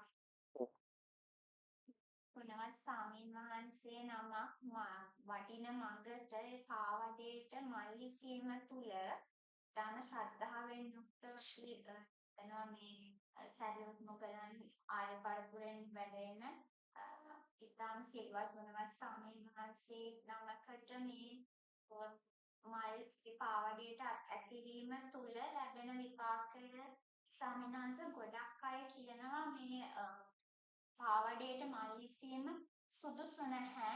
ඒක භාග්‍යවතුන් වහන්සේට මේ මල් පූජා කරන මල් නිසා ඒ සංසේලා පු탁ජනයි මේක මගේ කියන්නේ මට ඇහෙන්න ලැබුණ දෙයක් මේක. පු탁ජනයි සේලා ඒක නිසා මේක සුදුසු නැහැ කියන කාරණාව. සමිනහස මේ පිළිබඳව විග්‍රහයක් කරලා ඒ මතය පිළිබඳව සමිනහස විග්‍රහයක් කරලා දෙන්න පුළුවන්ද?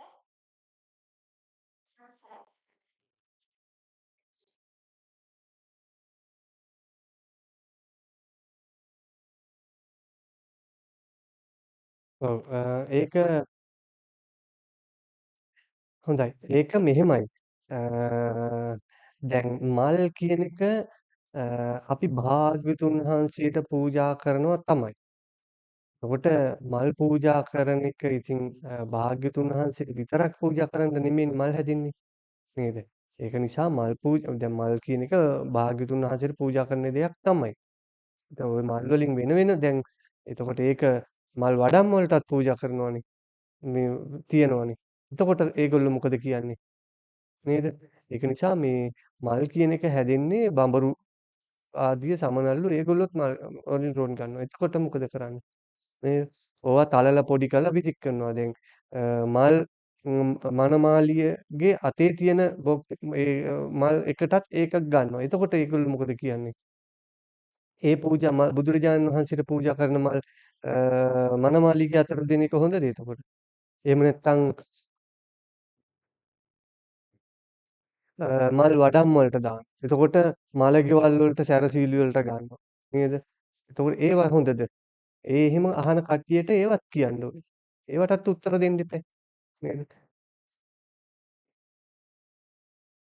ඒක නිසා දැන් එහෙම ඇහුවොත් ඒගොල්ලන්ට ඒකට උත්තර නැහැනේ. ඒක නිසා මල් කියන එකදී හැදෙන්නේ බුදුරජාණන් වහන්සේට පූජා කරන්න විතරක් නෙමෙයි. ඇයි ඒ මල් සංඝයා වහන්සේට පූජා කරපුවාම මොකද වෙන්නේ? එහෙම පෘථග්ජනයි කියලා දැන් අ අඟුලිමාල ස්වාමීන් වහන්සේට මුලින්ම ගල් ගැහුවා. ඒ ගල් ගහපු අයම මංගුලිමාල ස්වාමීන් වහන්සේ වඩිනකොට මල් දැම්මා. මල් ඉස්සා. එතකොට දැන් ස්වාමින් වහන්සේලාට මල් පූජා කරන්න බැරිද? හොඳ නැද්ද? ඇයි දැන් උන්වහන්සේලාගේ ගුණයට හිතාගෙන ස්වාමින් වහන්සේ කෙනෙක් අපිට කරන්න බැරි දේවල් කළානේ. නේද? අබිනිෂ්ක්‍රමණය කළානේ. ගිහි අතහැරලා ගියා. අපිට මේක මේ ලෝකෙ මෙච්චර මේ වෙලා ඉන්නවා. අපිට මේක අතහැර ගන්න බැරුව අපි ඉන්නේ. උන්වහන්සේ අපිට බැරි දේවල් කරපු නිසාම මල් පූජා කරන්න වටිනවා. උන්වහන්සේලාට ඒ පෘථග්ජනයි තමයි. පෘථග්ජනයි කියලා මල් පූජා කරන්නේ නැතුව හිටියොත් තමන්ගේ කුසලයේ කරගන්නේ කොහොමද? නේද? ඒක නිසා පෘථග්ජනයි කියලා මල් පූජා නොකර ඉඳලා එහෙම හිටියොත් තමන්ගේ කුසලයේ කරගන්න වෙන්නේත් නෑ. ඒක දුර්මතයක් කියන එක තමයි අපේ මතය. උන්වහන්සේලා දැන් ස්වාමින් වහන්සේලා වඩින මාර්ගයට උන්වහන්සේලාගේ ගුණය ගැන හිතලා අඩුම ගානේ මොන ගුණ නැතත් කිසිම ගුණයක් නැති කෙනෙක් වුණත් එක ගුණයක් හරි තියෙනවා නම් ඒ ගුණය ගැන හරි හිතලා මාර්ගයට මේ මල් එළුවොත් ඒකේ කුසලය Tamanට අර කිව්ව විදිහටම ආනන්ත ජීවිතවල සුඛිත මුදිත භාවයෙන් ගතකරන්න හේතු වෙන්න පුළුවන්. ඒක නැහැයි කියන්න බෑ. එහෙම මේ රහතන් වහන්සේලාටම මල් පූජා කරන්න හිටියොත් එහෙම සංසාරේ මේ කොයිතරම් කාලයකට සැරයක්ද බුද්ධ ශාසනයක් හම්බ වෙන්නේ. එහෙම නෙමෙයි. ස්වාමීන් වහන්සේලා ඉන්න වෙලාවේ මල් පූජා කරගන්න. බුදුරජාණන් වහන්සේ එහෙම වුණා නම් මේ අවුරුදු 5000කට බුද්ධ ශාසනයක් පිහිටවන එකේ තේරුමක් නැහැනේ. බුදුරජාණන් වහන්සේ දැක්කනේ ඉදිරියේදී රහතන් වහන්සේලා පහළ වෙනවා අඩු වෙනවා. එතකොට නමුත් බුදුරජාණන් වහන්සේම දේශනා කරනවා නේද? කාසාය කණ්ඨකට පවා මේ පූජා කිරීමෙන් මහත්ඵල මහානිසංස කුසලයක් කරගන්න පුළුවන් වෙනවා කියලා. නේද? ඒ කාසාය කණ්ඨක කියලා කියන්නේ හාමුදුරු කෙනෙක් නෙමෙයි. අතේ නිකන් කහ පටියක් විතරක් බැඳගත්ත කෙනෙක්. එයා ඒකත් ගලවලා පැත්තක තියලා කාලයක් ඉන්නවා. ඒ කොහේ හරි පින්කමකට යනකොට විතරක් කහ පාට පටියක් අතේ ගැට ගහ ගන්නවා. එතකොට ගැට ගහගත්තාම එයා භික්ෂුවක්. එහෙම භික්ෂුන් වහන්සේලා ඉදි වෙන කාලයක් ඉදිරියේදී එනවා. ඒ අයටත් පූජා කිරීමෙන් කුසලයේ මහත්ඵල මහානිසංස කරගන්න පුළුවන් කියලා භාග්‍යතුන් වහන්සේ සඳහන් කළා නම් ඉතින් අපිට ඒ මතයට විරුද්ධව ආයි කතා කරන එක තේරුමක් නෑ. ඒක නිසා මල් පූජා කිරීම භික්ෂුන් වහන්සේලාගේ ගුණය ගැන හිතලා පූජා කරන්න. ඒක ගැටලුවක් නෑ. උන්වහන්සේලා බොහොම සිල්වත්. උන්වහන්සේලා ගුණගරුකයි. බණ භාවනා කරනවා. අපි දන්නේ කොහොමද උන්වහන්සේලා තුල මොන ආධ්‍යාත්මික ගුණධර්ම වැඩිලා තියෙනවද කියලා. ඒ ගුණ ගැන හිතලා මල් පූජාව කරන්න. ඒක පෑගුණායි කියලා එහෙම ගැටලුවක් නේ. බුද්ධ පූජාවට පූජා කරන්න කියලා මල් වට්ටියක් හදලා වෙන් කළාට පස්සේ ඒක බුද්ධ පූජාව. ඒක අභිහට පූජාවක් හැටියට දක්වනවා.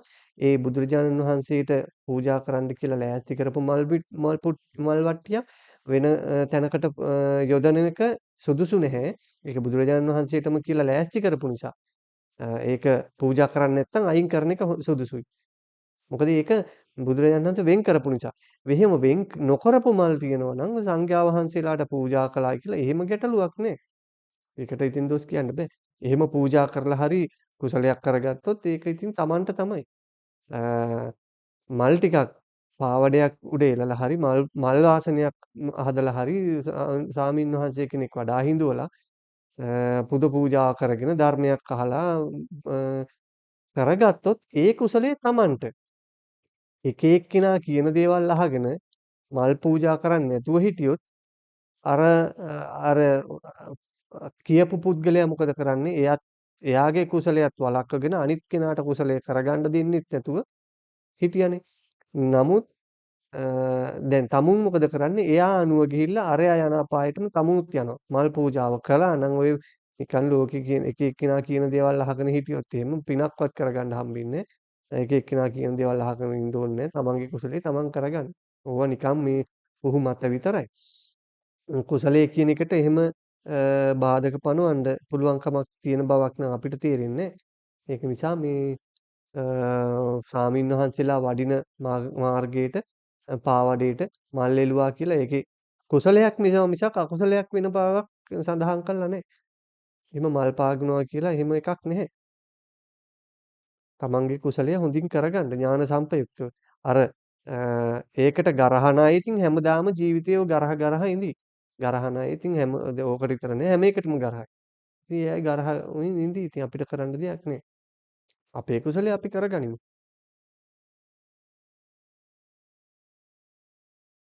හොඳයි.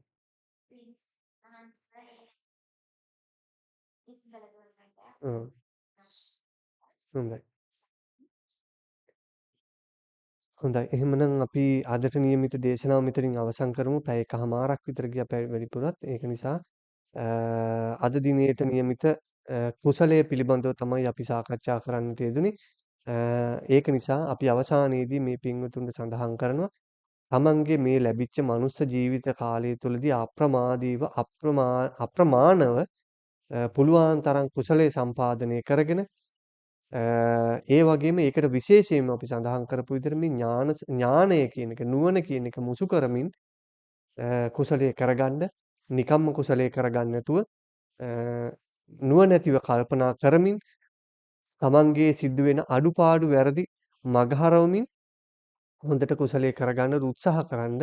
එහෙම උත්සාහ කරගත්ත කුසලයෙන් ඉදිරි භවවලදී තමන්ට හොඳ අල්පේශාක්‍ය නොවි මහේශාක්‍ය කුලවල ඉපදිලා අල්ප පින් ඇති තැන් වලින් දුර වෙලා මහත් පින් ඇති තැන් වලට මහත් ආඩ්‍ය ධන සම්පත් ඇති තැන් වලට පත් වෙලා සැප පහසු ප්‍රතිපදාවෙන් ජීවිත ගත කරන්නත් ඒ වගේම ඒ ලැබෙන දේවල් වලින් නැවත නැවතත් තව තවත් කුසලයේ සම්පාදනය කරගෙන තම තමන් පතන බෝධි වලින් ඉක්මනින්ම නිවන් අවබෝධ කරගන්නට හැකියාව ලැබේවා කියලා ප්‍රාර්ථනා කරමින් මේ දේශනාව මෙතනින් අවසන් කරනවා.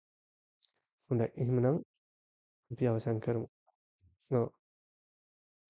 විශේෂයෙන්ම ස්වාමීන් වහන්සේ අපේ සත්‍යින අපිට සදාහන් දේශනා කරන ලැබුවා එක මලක් පූජා කරලා ඒ මලේ පෙටි ගන්නට කප්පිට රජ වුණ ඒ වගේම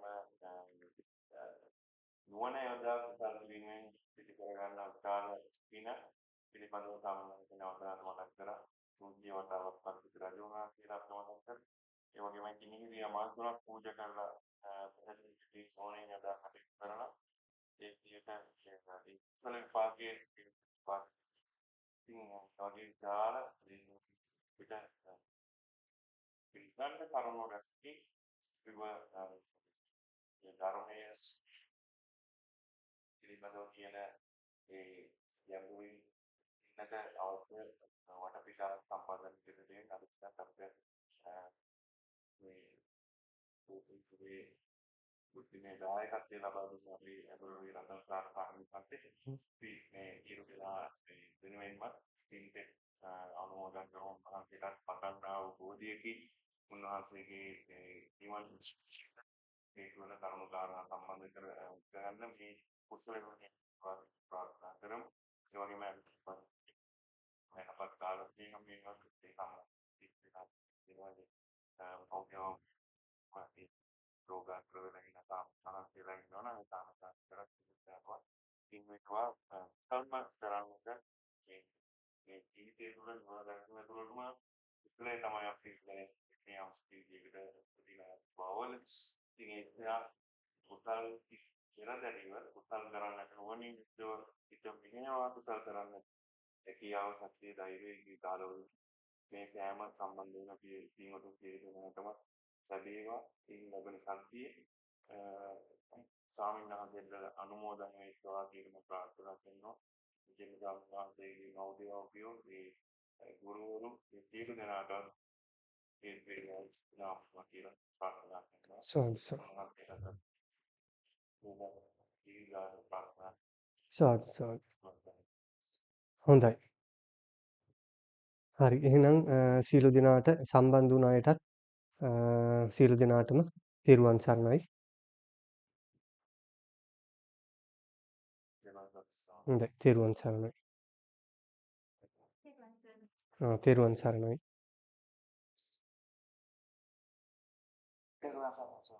තෙරුවන් සරණයි මහත්තයා.